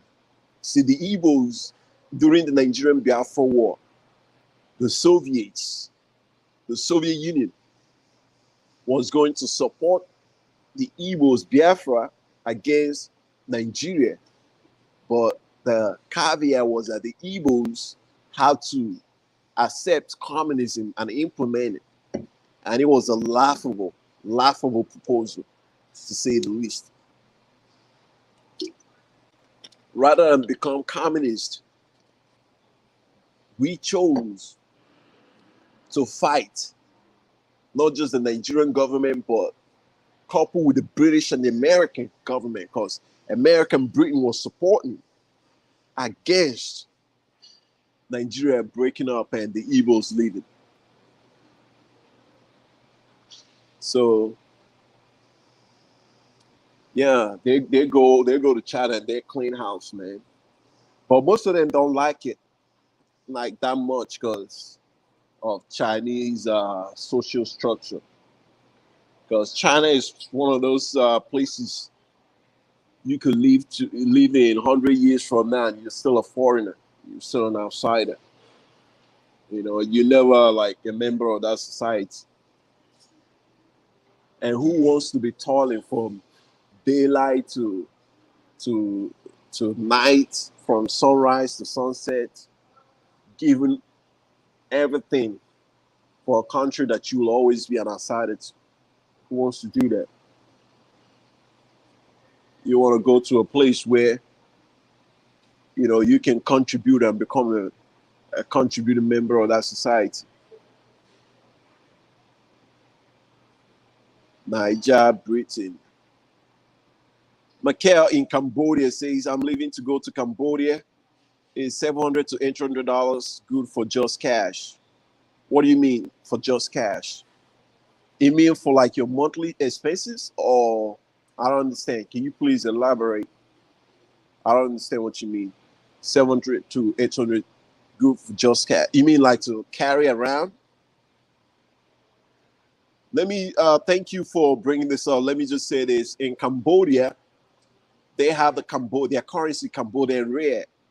You can use that you could change your dollar to that and use it to exchange for goods and services.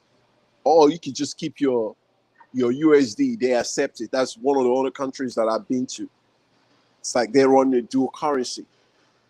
And if they see you're a foreigner, they most likely quote you the price in USD than in real.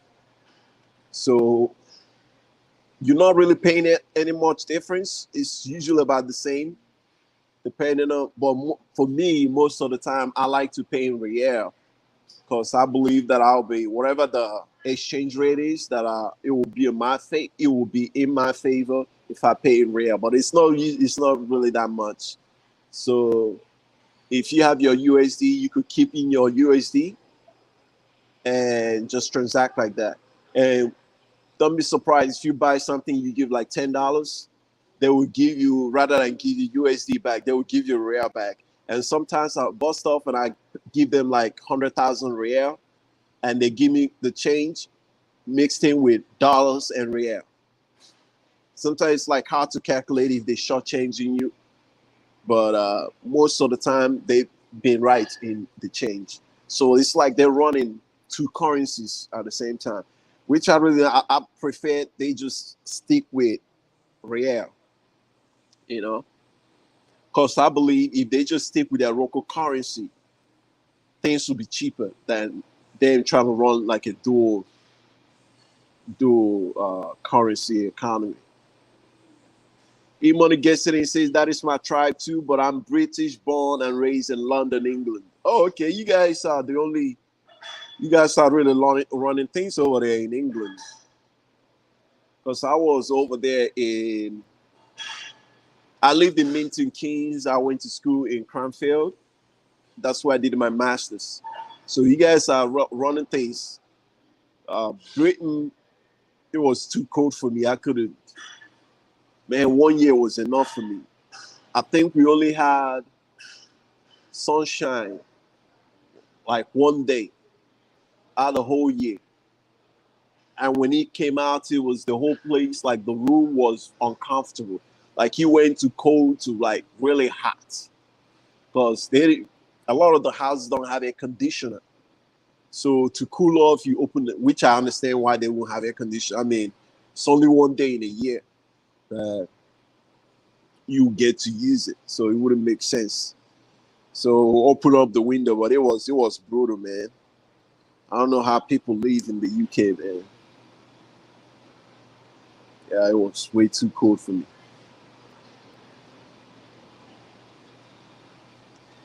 Let's see. Yeah, Gonzo. That's the area. Yeah, Gonzo. That's where you have a lot of Niger men, Igbo men trading. Wherever there's business and trading, Nigerians are there, and you're gonna start seeing them popping up in Vietnam now more and more, because a lot of those manufacturing live in China because of cost of labor in China is getting up there. Plus, the CCP is mixing business with politics.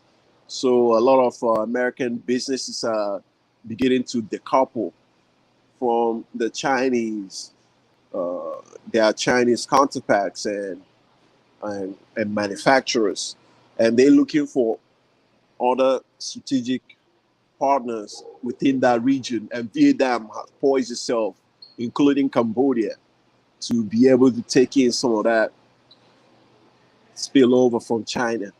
So you're gonna start seeing more Igbo popping up in Vietnam now, more and more, and Cambodia too. Mackay in Cambodia says Virgin. No, not Virgin. It's Gonzo. I think that's how it's pronounced. Gonzo. Gonjo.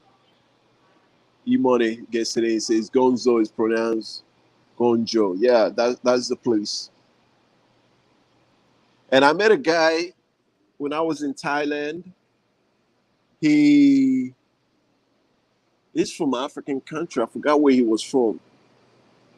But he has a very successful YouTube channel. If you look at my vlog in Thailand, when I was in Bangkok, I was hanging out with him. He was from there. And he was telling me everything regarding living in China and how they do things. And yeah, man, it's a society where you can make money, but just like a lot of the Communist Party meddling with daily lives. McKay in Cambodia says, wow, my plan is to live in Cambodia and travel to China and do God's work. Oh, okay, and do God's work. You mean like missionary work in China? Missionary work in China. Oh, okay. Yeah, Cambodia is very, short distance, so you're not going to be traveling that far. If you want to, be traveling to China, but be careful traveling over there as an American right now, doing that kind of work, because they've been grabbing American citizens and charging them with espionage to use them as bargaining chips against the American government for spies that America has captured, Chinese spies, Russian spies that America have captured and are being held in our prisons and military prisons as well. So it's something that the Chinese learned from Russia, and they're doing it to perfection, grabbing American citizens and they throw you in there and, stamp espionage and spying charges on you. Before you know it, you spend a couple of years turning big rocks into little rocks. Because in China, they're prison, man, including Russia.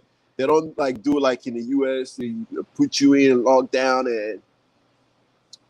and you get your 1 hour recreation, and if you don't want to walk, you don't have to walk. No, over there, you turn big rocks to little rocks. In Russia, they call it penal colony.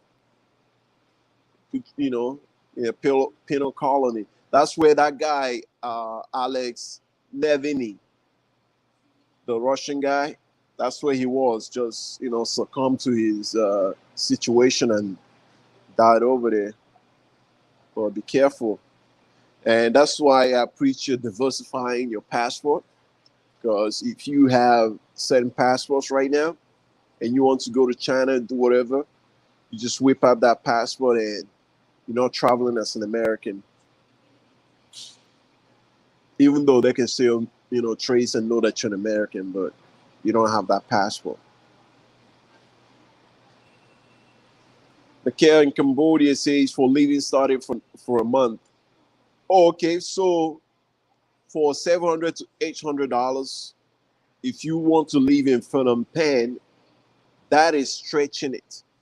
I will always suggest at least $1,000.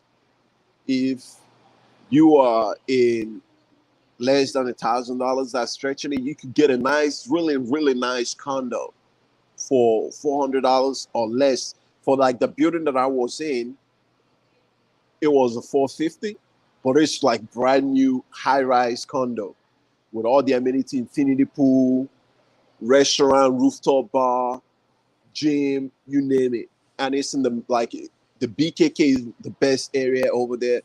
But if you move up to like Auburn Village or outside of that, you're probably gonna need like a motorbike to commute around. You're probably gonna find a nice place for around $300, $250. Then what else is left of that? You're probably gonna be eating like street food, Cambodian street food. A meal will cost you at $3, depending on how much meal you eat. If you eat 3 square meal, that's $9.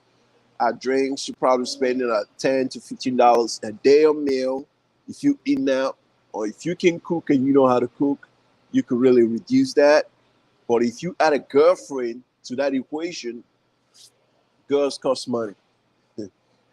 Girls cost money, man. I don't care if you're Southeast Asia or the Matrix. In the Matrix, you getting way less and you paying way more.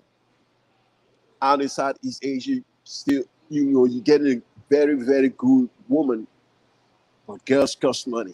Like Kanye West said, beautiful big titty girls don't just fall out of the sky, They don't. You want those type of girls. Girls cost money. So once you add a girl to that equation, it blows that out, outside the your budget up. Because for me, when I have the kind of girls that I go for, girls that have proven to hold a steady job from good families, and I see when I'm dating, before I start dating her, that she has a steady, good job, not a bad job, not anything around nightlife. Okay, she has a good job. Maybe she's a clerk somewhere, she's a receptionist somewhere, or even like a real estate agent. And I know because they get paid peanuts, but at least I know she can hold a job. So when she becomes my girlfriend full time, I can put her on salary. I can put her monthly allowance. And most of these places, they ain't around $400, $300 a month. So if I can give her $500 allowance monthly, she's making more than she's going to work. So she will really be impressed and happy to be my girlfriend. So you take $500 out on your budget, goes to your girlfriend. Then you take another that budgets for food, your groceries, and buying things like toilet paper, things you need around the house. Uh, you put that aside. Then you put your rent aside, and a little portion so you could go out every now and then, even though she cooks for you and all that stuff. But every now and then you will because I've seen girls, both Thailand and Cambodia, girls, they like to go out and eat at restaurants because it doesn't really cost that much. The food at their restaurants is cheap. They are very social. So they like to go out and be in public. So if you could do that even twice a week, it makes your relationship more healthier. Michael in Cambodia say, crazy part is God has been wanting me to leave the US and I have had signs to go straight to China, but I have no degree. If you're referring to college degree, you really don't need a college degree to go to China. English is another thing that you can get your foot in the door in China teaching English. It doesn't pay that much. It's going to pay you enough to sustain your life in China, but you're not going to be balling out of control. And always look for reputable academies that have proven track record to pay their teachers on time. Because some of these places, I've heard horror stories. Guys work for them and they never got paid. So make sure that they pay and they pay you full and on time. So teaching English is one way. If you really want to go to China, the opportunity is there for a native English speaker to come in there and teach English. And it's a great way to meet and network with Chinese people. Imani yesterday says, in these prisons, you will do hard labor, pay your debt to society. Yeah, that's how they see it. That's how they see it. Turning big rocks into little rocks all day from sunrise to sunset. I mean, the calluses on your hands. Yeah, man. If you did the crime and you're doing that, you're like, okay, I fucked up. But if you didn't do that fucking crime and you doing that, man, that's a double fucking whammy. If you didn't do that crime and you over there and every day that passes by, year that goes by, it's like you will never see freedom ever again. Man. Yeah. The relationship between China and the United States is not the best right now. But I still have Americans living in China, teaching English and doing other things as well. It doesn't teaching English in China. It doesn't pay that much, or even anywhere else. It doesn't pay that much. I even know guys that taught English in South Korea for many years. Then they lived well over there, had enough to buy soju, drink, go out and party because Koreans love to party. but like they didn't make enough to really like invest and have 401ks and retirement plans. Like they don't pay you that much for all that stuff. Yeah, in those prisons, you wouldn't be sitting around in your cell 23 hours locked down. No, they will make you do high level and pay your pennies. Yeah, facts. Money gets there, he knows it. Facts.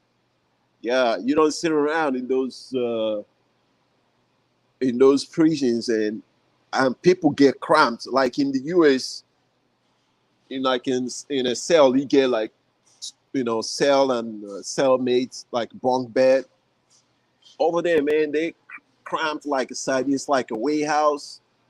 And you know how like bunk beds all throughout they packed. I mean, imagine after a hot level, some of those guys didn't no shower.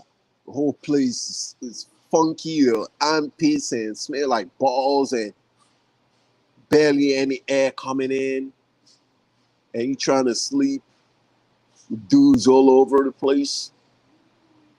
Yeah, man. Yeah. Yeah, it's a tough place. Tough place. Yeah. I try to, if I can, stay away from China right now. Nothing against the Chinese. It's just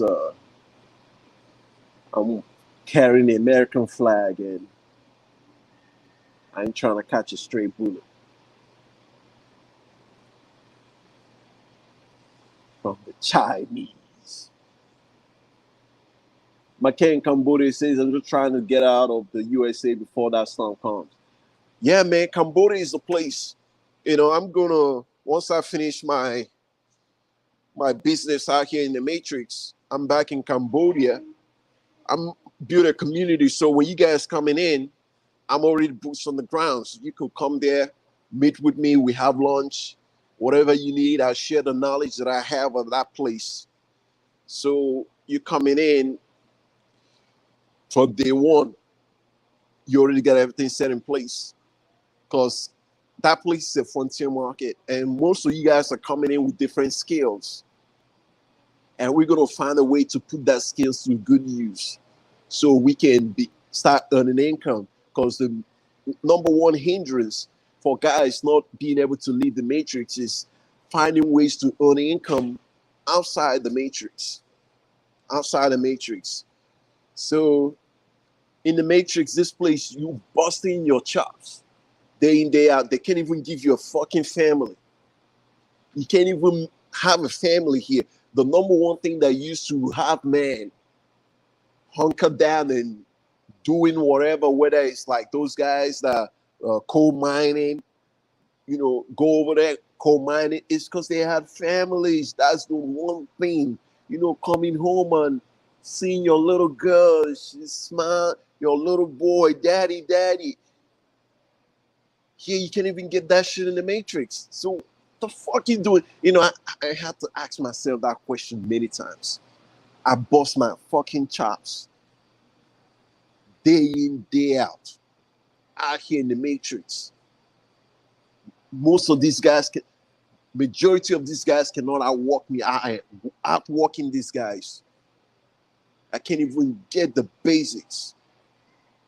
They're taxing us beyond our capacity to pay. And they take that, throw in the welfare bucket and ship it to these fucking hyenas. Who everything they touch, they fucking destroy. And the social safety net, he's bankrolling them, and they just keep printing the money and sending it to them. Printing and printing and printing and printing. What does that do to your savings that you have in the bank? It just keeps decreasing it. And the people from around the world that are holding the dollar as their reserve are going to be thinking, you know what, I don't want to hold this thing longer. What happens when they start liquidating? When another strong currency comes out there, the main reason that the dollar is still the king right now, it's not just because of the U.S. military. Yes, because the U.S. military is very strong and no one is want to like directly challenge American military, they will come over there and fuck you where you breathe. The only reason is no other country wants to take on being the reserve currency of the world. China does not want to do it. Russia does not have the capability to become the world reserve currency. The Russian ruble, the Chinese yuan, because the Chinese, if they make the yuan the world reserve currency, that means they won't be able to export, and they're an export-based economy from manufacturing. So America has the industry in America is so diverse that we can still export our products, even though it's going to be a little bit more expensive. But our products are the type of products that people want to buy. Is glamorous. It's part of. It's something that shows that you have arrived when you buy an American products, like Apple phone, Apple iPhone, MacBook. You go over there in the Philippines and you see they crammed into in Apple stores, and you think they're selling it for pennies. They're selling it for way more than we pay here in the United States, but it's a status symbol. So what happens when another country comes in that can make their currency the world reserve? And UK is definitely not in the position to make the pound sterling the world reserve currency. But okay, Michael in Cambodia says I'll be teaching English. Yes, English is a really great way to really like teaching English is a really great way to test the water. You're not really investing anything. You're there, you're meeting with Cambodian people, you're teaching English, you're interacting with them. The pay is not the best. I'm not gonna cap to you and tell you that you're gonna get paid all this money. Because it's Cambodian people paying you. It's a poor country. The people are not that rich. So you're going to make enough to get you a condo. And if you have something else coming in that can supplement, like you say, $800 to $900 or $700 to $800, if you have something bringing that in, and then you teach in English to supplement, then you're going to have a good life. So if you could supplement that, then you're going to really have a good life out there in Cambodia. My Wi-Fi got a little shaky. Emma gets there and says you need a degree. You need a degree to go to China? Since when? I don't know. I've never been to China. You need a degree to teach English in China? Probably because they have large influx of English teachers now. They start to get picky. McCain Cambodia says, wow, this is very deep. I thought it was illegal to teach English without one. But hey, but you only know when you go. If you're talking about China, I don't know. I don't know about China. I couldn't talk about China. Maybe these days, because I know when I was in Korea, you didn't need a degree to teach English. Maybe China, because now they become, higher and higher, and they start to get picky. And now they only want people holding a degree. But I don't know. They want you, E-Money gets today say they want you to have a 4-year degree, clean criminal record, check, official TEFL certificate. Oh, okay. Well, I think E-Money might be on the know. So they probably, yeah. So if you want to explore that,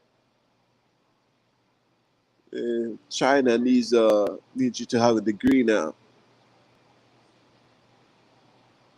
Yeah, so I figure, yeah, China pays well for teaching English with good benefits. Yeah, because now the economy is doing so well, it's established. So if you are really good, you could probably like get a really like nice high clientele because they got money now. Even the economy is a little shaky, but they got money now. It's not like Cambodia. It's like completely different story between China and Cambodia. So the economy is doing good, and they're spending all this money on Gucci and Prada, and they, they're not like them buying the knockoff goods anymore. They're buying the real Louis Vuitton, Porsche, BMW. They got money now because they're export economy. So you want to get something, he says teaching English in Thailand doesn't pay much. I figure because Thailand, like Cambodia, those are poor economies, and you own in Thai baht or Cambodian rial, so you're really not earning enough to play on. You probably gonna be earning enough to get you a condo. That's why if I find guys that really are good with teaching, I'm gonna explore the option. I don't know if me as a foreigner will be able to set up an academy for teaching English. I'm gonna research that when I get back to Cambodia. But if I can set that up, I will want to set that up so when guys that want to come in and try out Cambodia, at least when you get over there, you have a job. Okay, if you're good with teaching English, you have a job to at least test water. I don't know if they allow foreigners to set that up or there's restrictions on that, but I figure that's probably not. So I want to set that up and look for really good paying clientele. Mikhail in Cambodia says, yes, it's so bad here now. Yeah, man, it's ridiculous out here. It's ridiculous. It's just yeah, man, it's ridiculous. The way they got things run out here, man. Yeah, man. So I always tell people, if you could get out while you can. If you could get out, man, the storm is coming, it's blowing, and this shit ain't getting no better. These people keep getting worse and worse and worse because there's no accountability for them. Most people have like raised their hand like I'm done with this. So the hyenas have taken it as a win, that is a win, and they should double down on what they're doing and continue to do. But it is what it is. Okay, he says thanks for all this info, man. I really appreciate you. I appreciate you for coming in, chopping it up. I hope one day I can meet you in Cambodia, you know, in Phnom Penh. When are you going to Cambodia again? Remind me, when are you going? So I'm probably going to be back by early May, God willing. I'll finish everything. I'll finish everything up. So I'm back. Like if I could like snap my finger, I'll do everything in 1 week or 2 weeks. I will, man. So I can hop back on the plane and man and go over there, man, and chill and be happy and eat healthy and have a healthy interaction with people and not worried about getting shot. You know, eat healthy food. Every day I wake up in all the cities that I've been to. I open up my window and I'm looking out. I'm telling myself, thank God, I love this. I like this. I like this.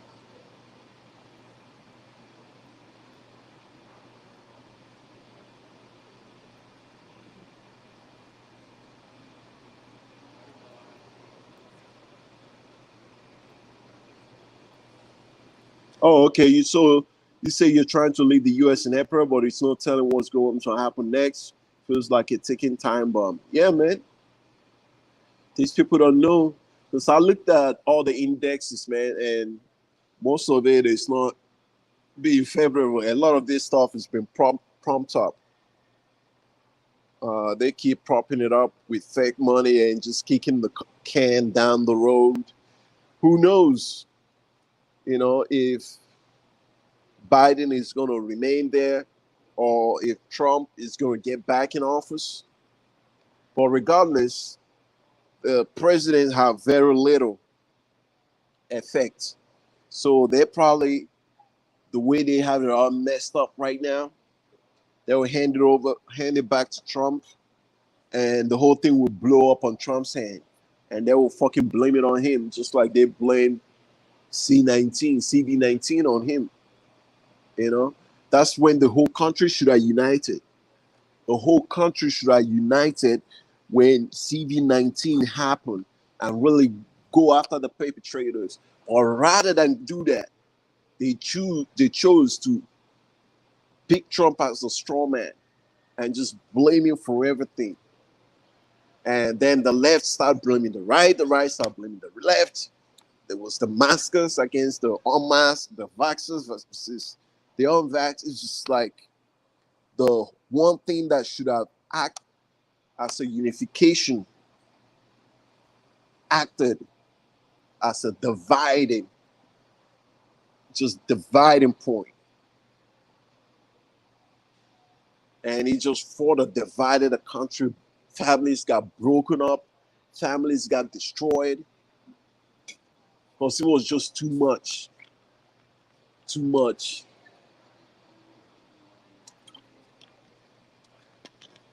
And a lot of people lost family members, and people are still suffering the aftermath of that. And it's like they're sweeping it under the rug like it never even happened. That's the most mind-boggling thing. They acting like it never even fucking happened. Once Trump left office, slowly they're trying to put that cat right back in the bag and throw him under the table like it never even fucking happened. Watch, when he gets back in office, they're not just going to bring that cat back out. They're going to bring something bigger than that. Because these people, they will not go down without a fight. It's going to be kicking and screaming and destroying everything in their path, on their path. So if the old guy stays in office, he's just going to keep fucking things up. If he's going to leave, he's going to fuck as much thing, him and his cohorts, they're going to fuck as much things as they can fuck up. So when Trump gets in, they can just blame it on him. See, like we look for the past 4 years when I was over there, the whole country was stable. There was no mask mandates and yada yada yada. Now this guy comes back in and it's a host. Man, I made so much money when Trump was in office, and I know a lot of black men that did too. I know a lot of there's so much fucking money in our pockets. They created so much opportunities for us to make so much. Then this guy comes back in. It's like Obama's time in office all over again. Money start to dry up. But I digress. That's not the reason for this live stream. But I digress. It is like they say men lie, women lie, numbers don't. Look at the numbers. Look at the numbers. If you're a businessman out here, you made way more dough when Trump was in office than when Obama was in office. And now that his number two is back in office, which is the same policies, he just a different face. Imagine how great this country would be if we allowed just let Trump finish his 8 fucking years. Let this man cook. Let him cook.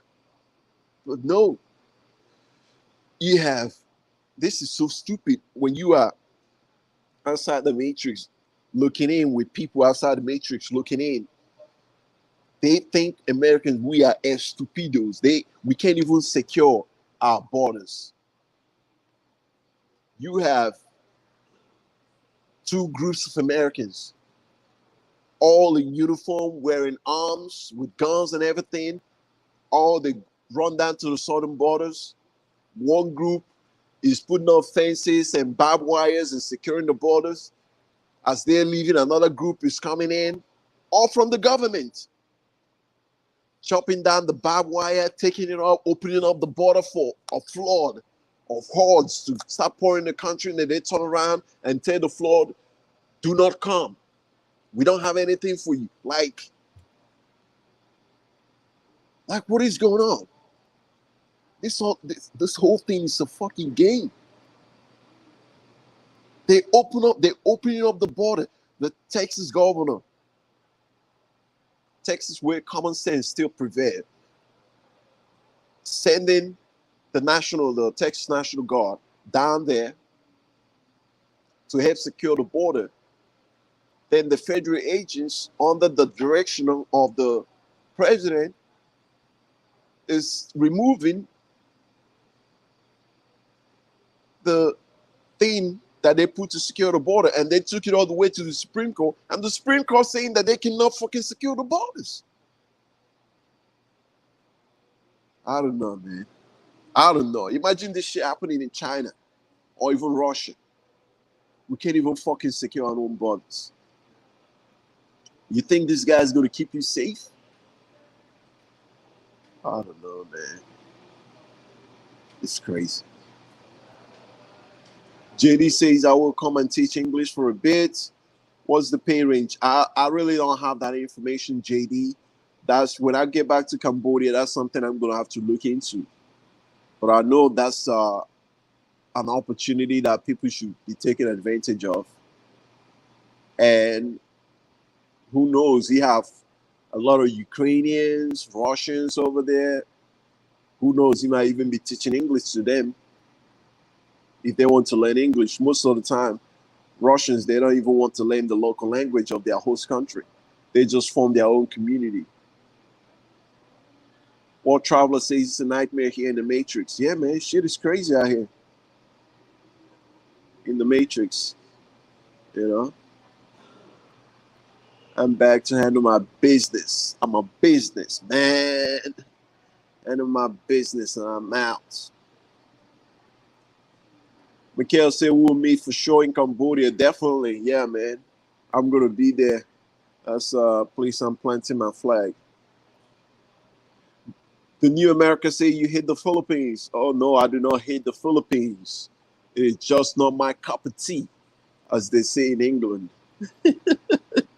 As they say in the UK, it is not my cup of tea. Who knows? I might go back to the Philippines, go to Mindanao, and try to mingle with some Filipinos. But if I could stay away from the Philippines, I definitely will in a while. I don't hate the Philippines. It doesn't have the things that I want and need. And I've seen from my vlogs, when I do vlogs in about whether it's the Philippines or other countries in Southeast Asia, men from those countries, whether it's Malaysia, Cambodia, Thailand, have come to that comment section and left positive comments and thanked me for coming to their country and discovering it, elaborating on some of the things that I say, so to put context to things. I like that and I respect that. Whereas in the Philippines, majority of comments that I had from the local Filipino guys on my vlogs were negative.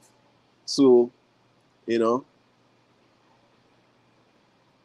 it is because I know they are nothing but fucking cowards, because they wouldn't say none of that stuff to my face, because I've been all over that country. You know, when they see you, they're smiling, they're happy, hello boss, they're bowing. Then you go in the comment section and you saying that like a little bitch. You know, keep that same energy, but they won't.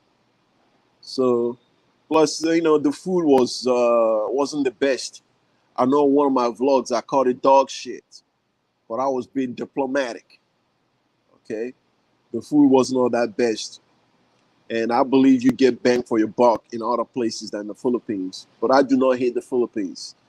I just call it spade a spade, because a lot of people, they like to just give you the. And let me just say this: the Philippines is very diverse. When I was in Mindanao, it was a different case for me. Okay, I loved it over there down in Mindanao region.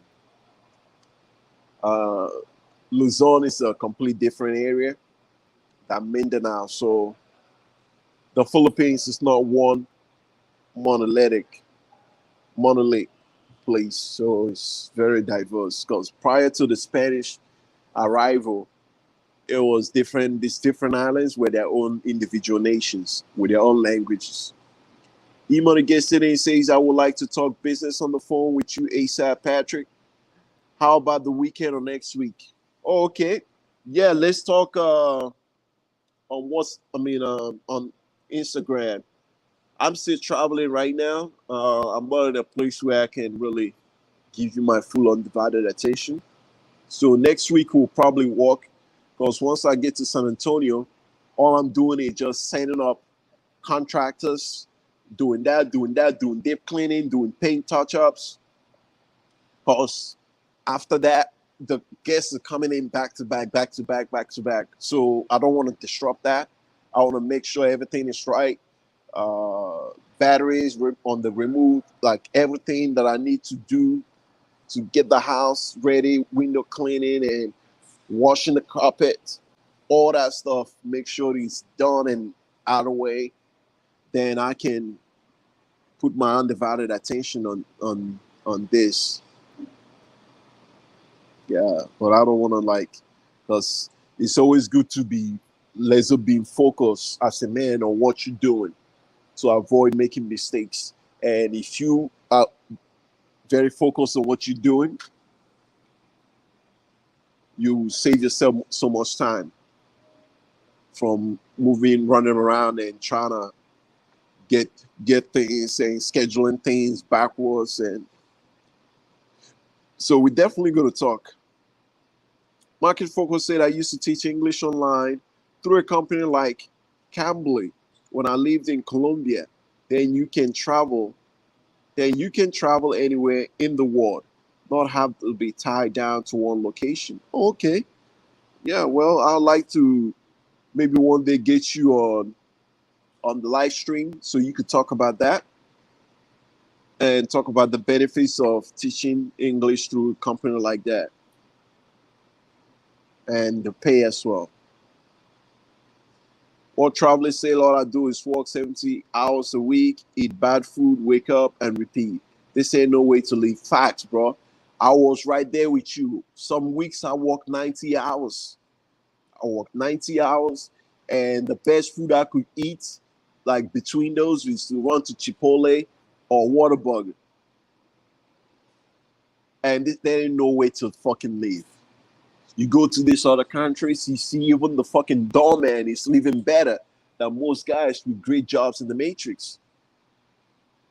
It's no way to live. Even on your day off, like there's not much for you to do really. You stay home, hang out, watch movies, and sleep. By the time you wake up, the whole day is gone. You go out on a party to deal with a bunch of stock up guys, and stock up girls and guys standing with the food on the wall. Last time that I went out, now in the club, they have this thing called silent parties, which is like you come in, they give you a headphone, you put on the headphone, and you could choose, you listen to country, where the girl over here is listening to hip hop. It's like no more interaction, and yeah, man. People hang out like with the groups they go out with. I don't know. It's like that shit don't seem fun like fun to me. Like I don't want to fucking be in that kind of environments, man. And you have to worry about someone, shooting up the place.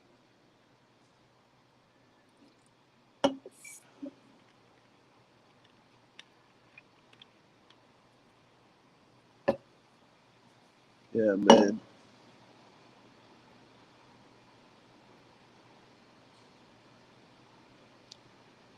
Afro National say salute, brother, and chat. Yeah, salute, my brother, Afro National. Welcome to the chat. Thank you so much for coming in. Appreciate you.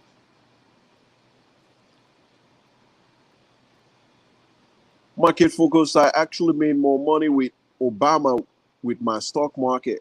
But I digress, laughing out loud. Okay, if you make more money, that's good.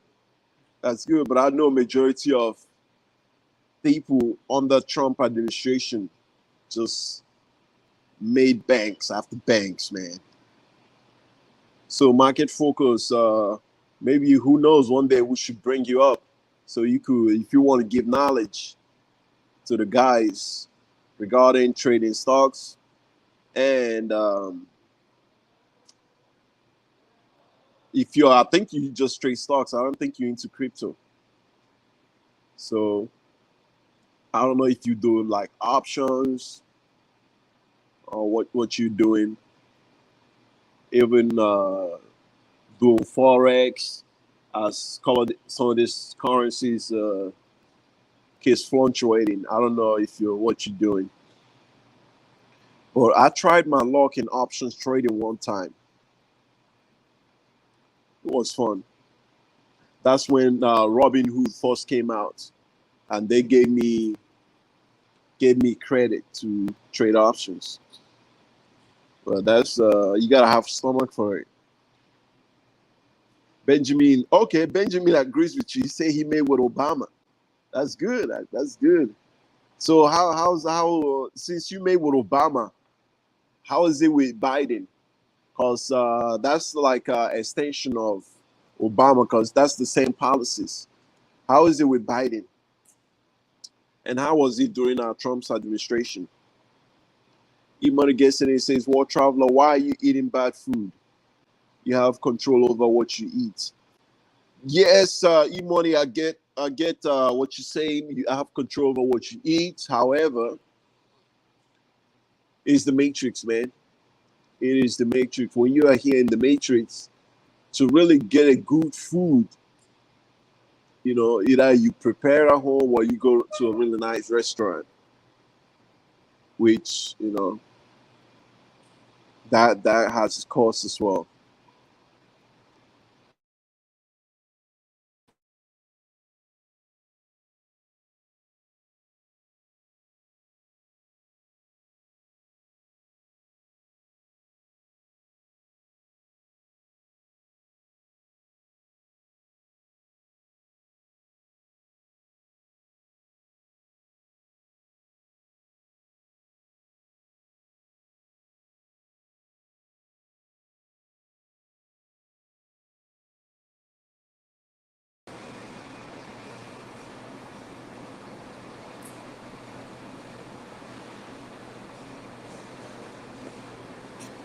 Hey guys, my freaking phone just died. How's my sound? Yeah, my phone just died, so I'm gonna wrap up this live stream. It's been over an hour now, so yeah, the phone just died.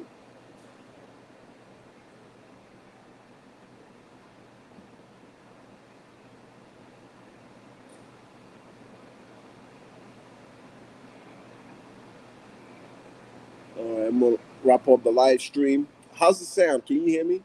Right now, I'm on my. I'm using my.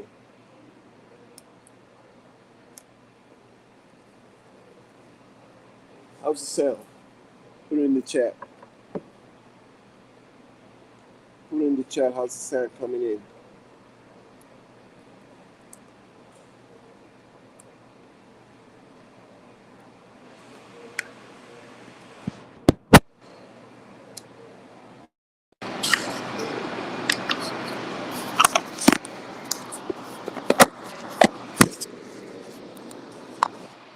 Check, check.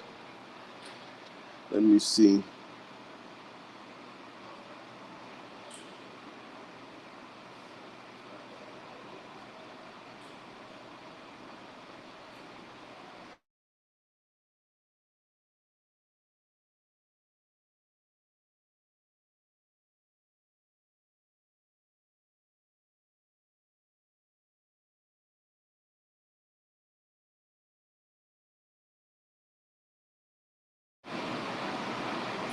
Check, check. All right, I'm connected to my mic. Okay, the sound is good. All right, I have to switch over. Let me see if I can put this a little. It's fine like this. It's fine like this. Yeah, I was talking. So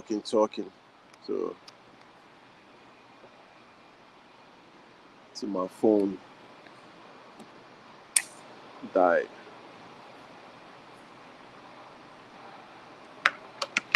All right, so that's that. As I was saying, yeah. How did you guys do during Biden's? Right now, Biden's administration. Are you making more, or are you making less? And how was it during Trump's administration? And back to what I was saying, yeah, man, it cost. It cost to eat healthy in the Matrix. Made more money, okay. So you made more. Is that what you say? You made more right now, Biden's administration. Is that what you say? Oh, okay. You want to get sitting and says, I'm in the gym right now. All right, brother. Pump some iron.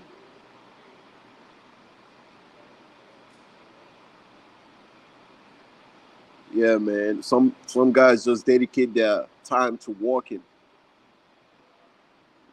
and just busting their chops. Grab a cheeseburger in between and run into the next job. At least you know you're getting bread coming in. Hopefully you saving up, stacking up and investing it in. And don't just leave it at the bank. Because they will pickpocketing you at the bank with the inflation. One traveler says, I don't have any energy to go to the gym after working 70 hours. Yeah, man, you gotta find the energy.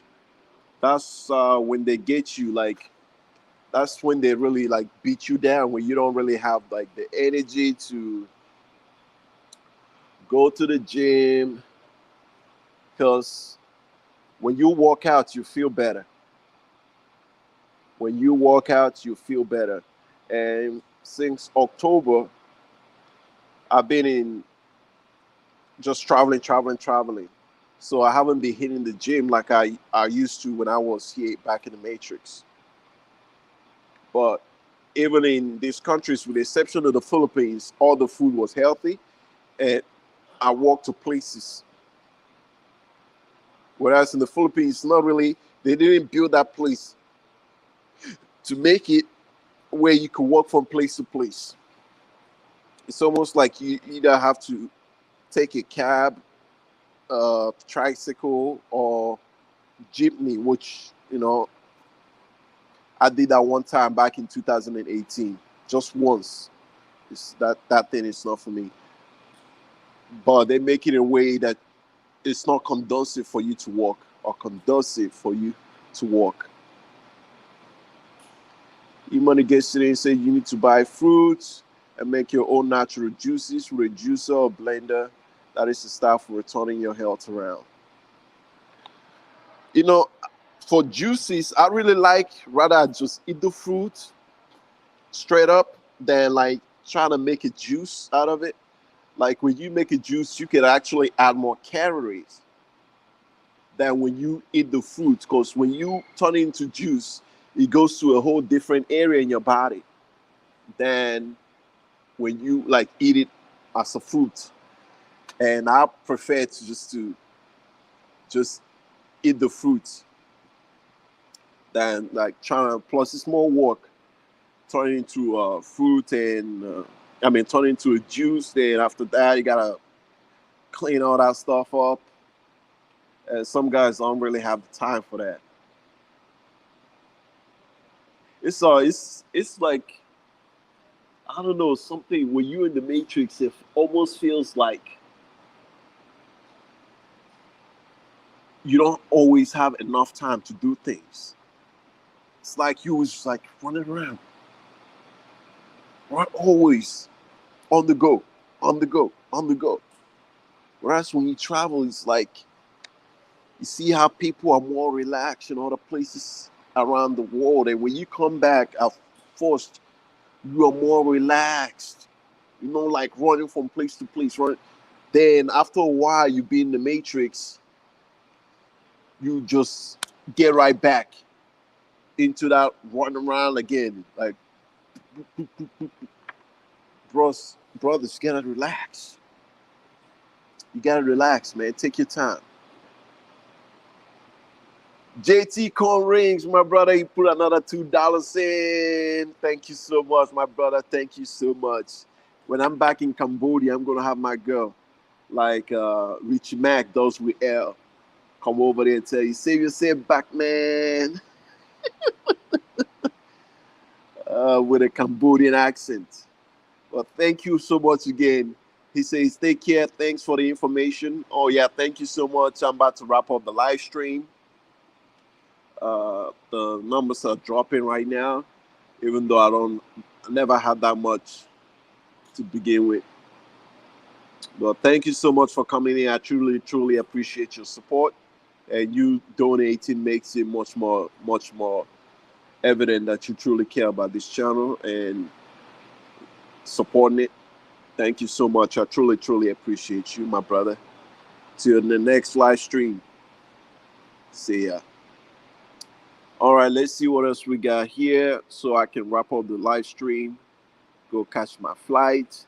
You see, you guys, just for this one, the main reasons why I founded this this channel. So when I'm traveling like this, I can be sharing my knowledge and connecting with people and building a community just by staying at this airport. I killed almost over 3 hours, right? Just chopping it up with you guys. Just sitting over here chopping it up, and 3 hours just gone by like that. So I don't feel like, when you're traveling and you have a long layover and you just feel every brunt of it. Like I'm not feeling it. So after I get off this live chat, I'm gonna try to see if I can get into a lounge.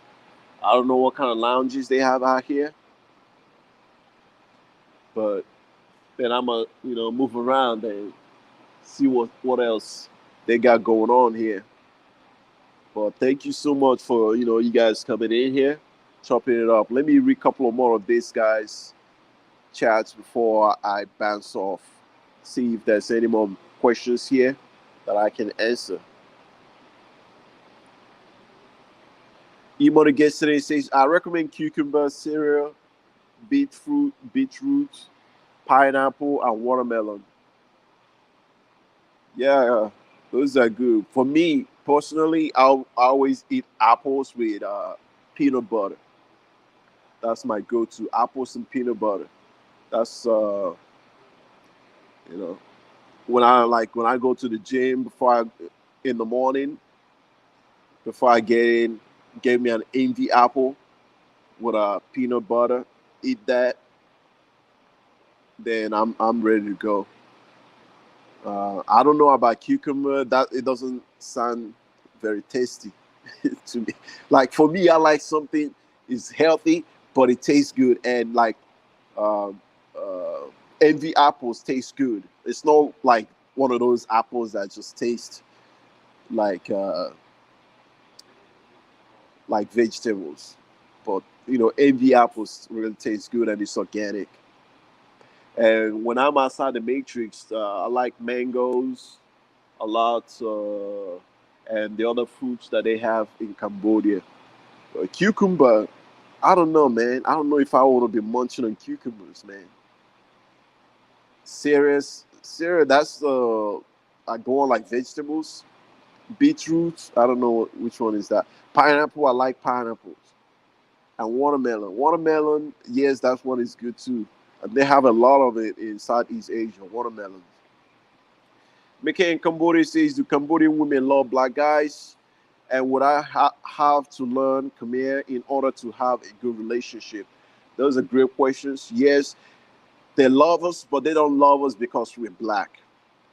They love us because you are first. If you present yourself as a good man to them, they don't really have that racial bias like some Filipinos do because of the history of colonization from the Spanish. When the Spanish was in the Philippines, they have the racial caste system based on skin color, which are still very evident in the Filipino society today.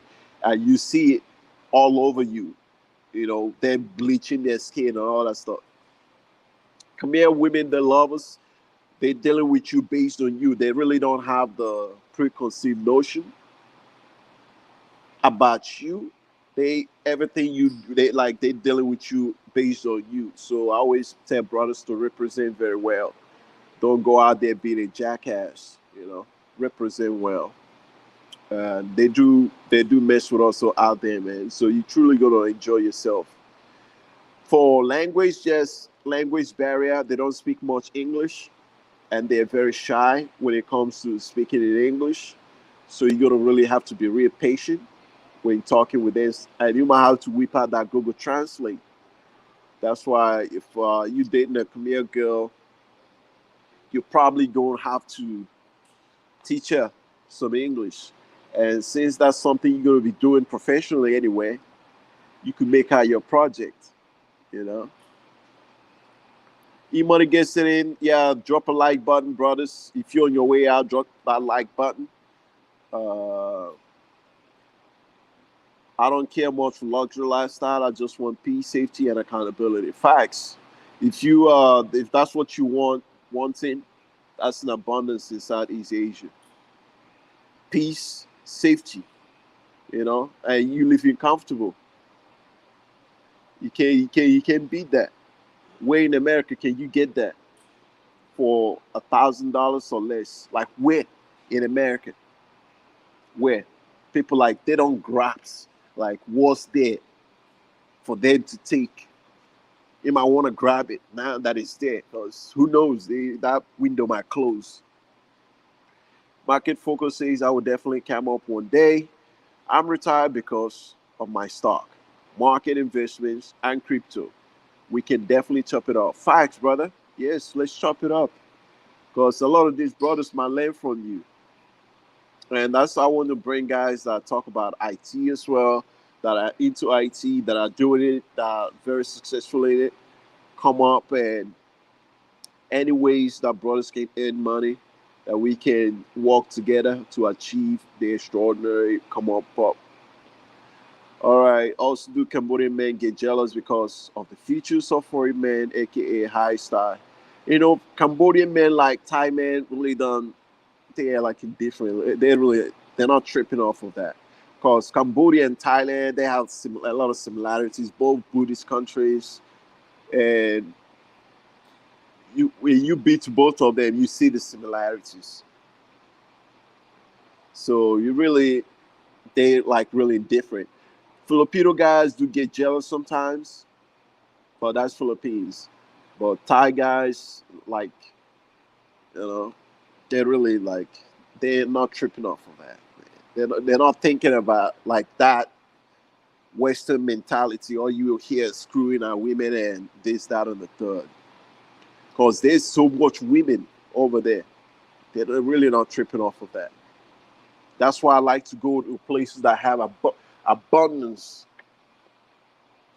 But even in the Philippines, they have abundance of women. But these Filipino guys, they just go around knocking up their Filipinas and abandon ship and go to the next one and do the same thing. And they look at the Filipinos down, turns to a foreigner. Because they know no other Filipino is going to come in there and be raising another Filipino guy's child. I mean, think about it. Another Filipino wouldn't even come and try to do the stepdad thing. But they know Western guys have been brainwashed that it's an honorable thing to be a stepdad, to go over there and raise another man's sloppy seconds. And once they get pregnant and, raw, dumped, and screwed, that's when they go seeking a foreigner. Now they want a foreigner man. But those type of girls can go to the foreigner men that are in their like 60s and older. Younger guys, no, don't do that, man. If you can find a young Filipina to create your own family, move on. E-Money gets it in says, when I was in the Matrix, I still walked out and ate healthy food. Yes, facts, my brother. I did that. But for us Nigerians, we are very methodical. Because I had to do a lot of research, find restaurants that serve good food that I ate when I went out to like HEB to buy, make sure and those were the same stuff that I bought each time. Like I didn't try to experiment. I researched and find out like the most healthy ones that taste the best, and I bought and I prepared the same way. And when I went out to restaurant, I would go to it's called Free World Burritos. It's like Chipotle, but much better, or Cabo Bobs. So I'll go over there, those places. If you're in Texas, you know those places. And their food is much more healthier. It's much better than eating McDonald's. I haven't eaten McDonald's in a very long time. In a very long time, in years now. If I go to fast food, it's either going to be Chick-fil-A or it's going to be Whataburger. Those two. But still, those are not. When you look at what they have in the ingredients, I know Chick-fil-A is always trying to make yourself look like it's a healthy alternative, but it's really not. It is really not. Imorigesere says we have to take accountability and make smart choices. Yes, as men, we have to. Mikhail in Cambodia says, all right, thanks again. Thank you, my brother. I hope to catch you on the next one. Oh, okay. All right. Oh, Market Focus says making less with Biden because he doesn't even know what year it is. Yeah, man, that man is lost. They gave Grandpa the job, and we know who. We know who gave Grandpa the job. We know who in South Carolina. If it wasn't for those guys in South Carolina, his campaign was done. But they brought him back in, and look at the mess we are in. Those wicked hyenas. We gotta fight those evil at every level. 70 hours a week and no child's play. I know. I've been there. Not even 70 hours, 90 hours. And I have the pay stops to prove it. I have the pay stops to prove it before I actually dipped out last October. I have the pay stops to prove it.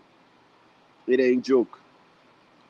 Going home, falling asleep behind the wheel, it ain't joke. It is no joke. So tired from walking. Then by the time you take a shower, your hair hit the pillow, it's time to go do it again. You didn't clap no cheeks, didn't get no jelly, didn't get sucked off, didn't have a one plate of food waiting for you. You didn't have a happy face just waiting for you at home. Nothing to really recharge you emotionally as a man. You just went over there, slept, now it's time to go get it again.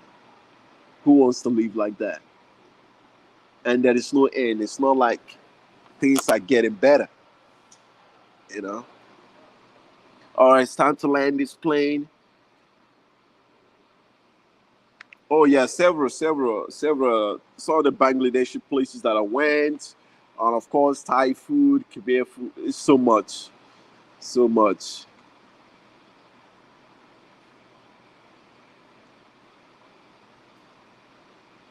No, there's no big Chinese population in Cambodia at the moment, but they're coming.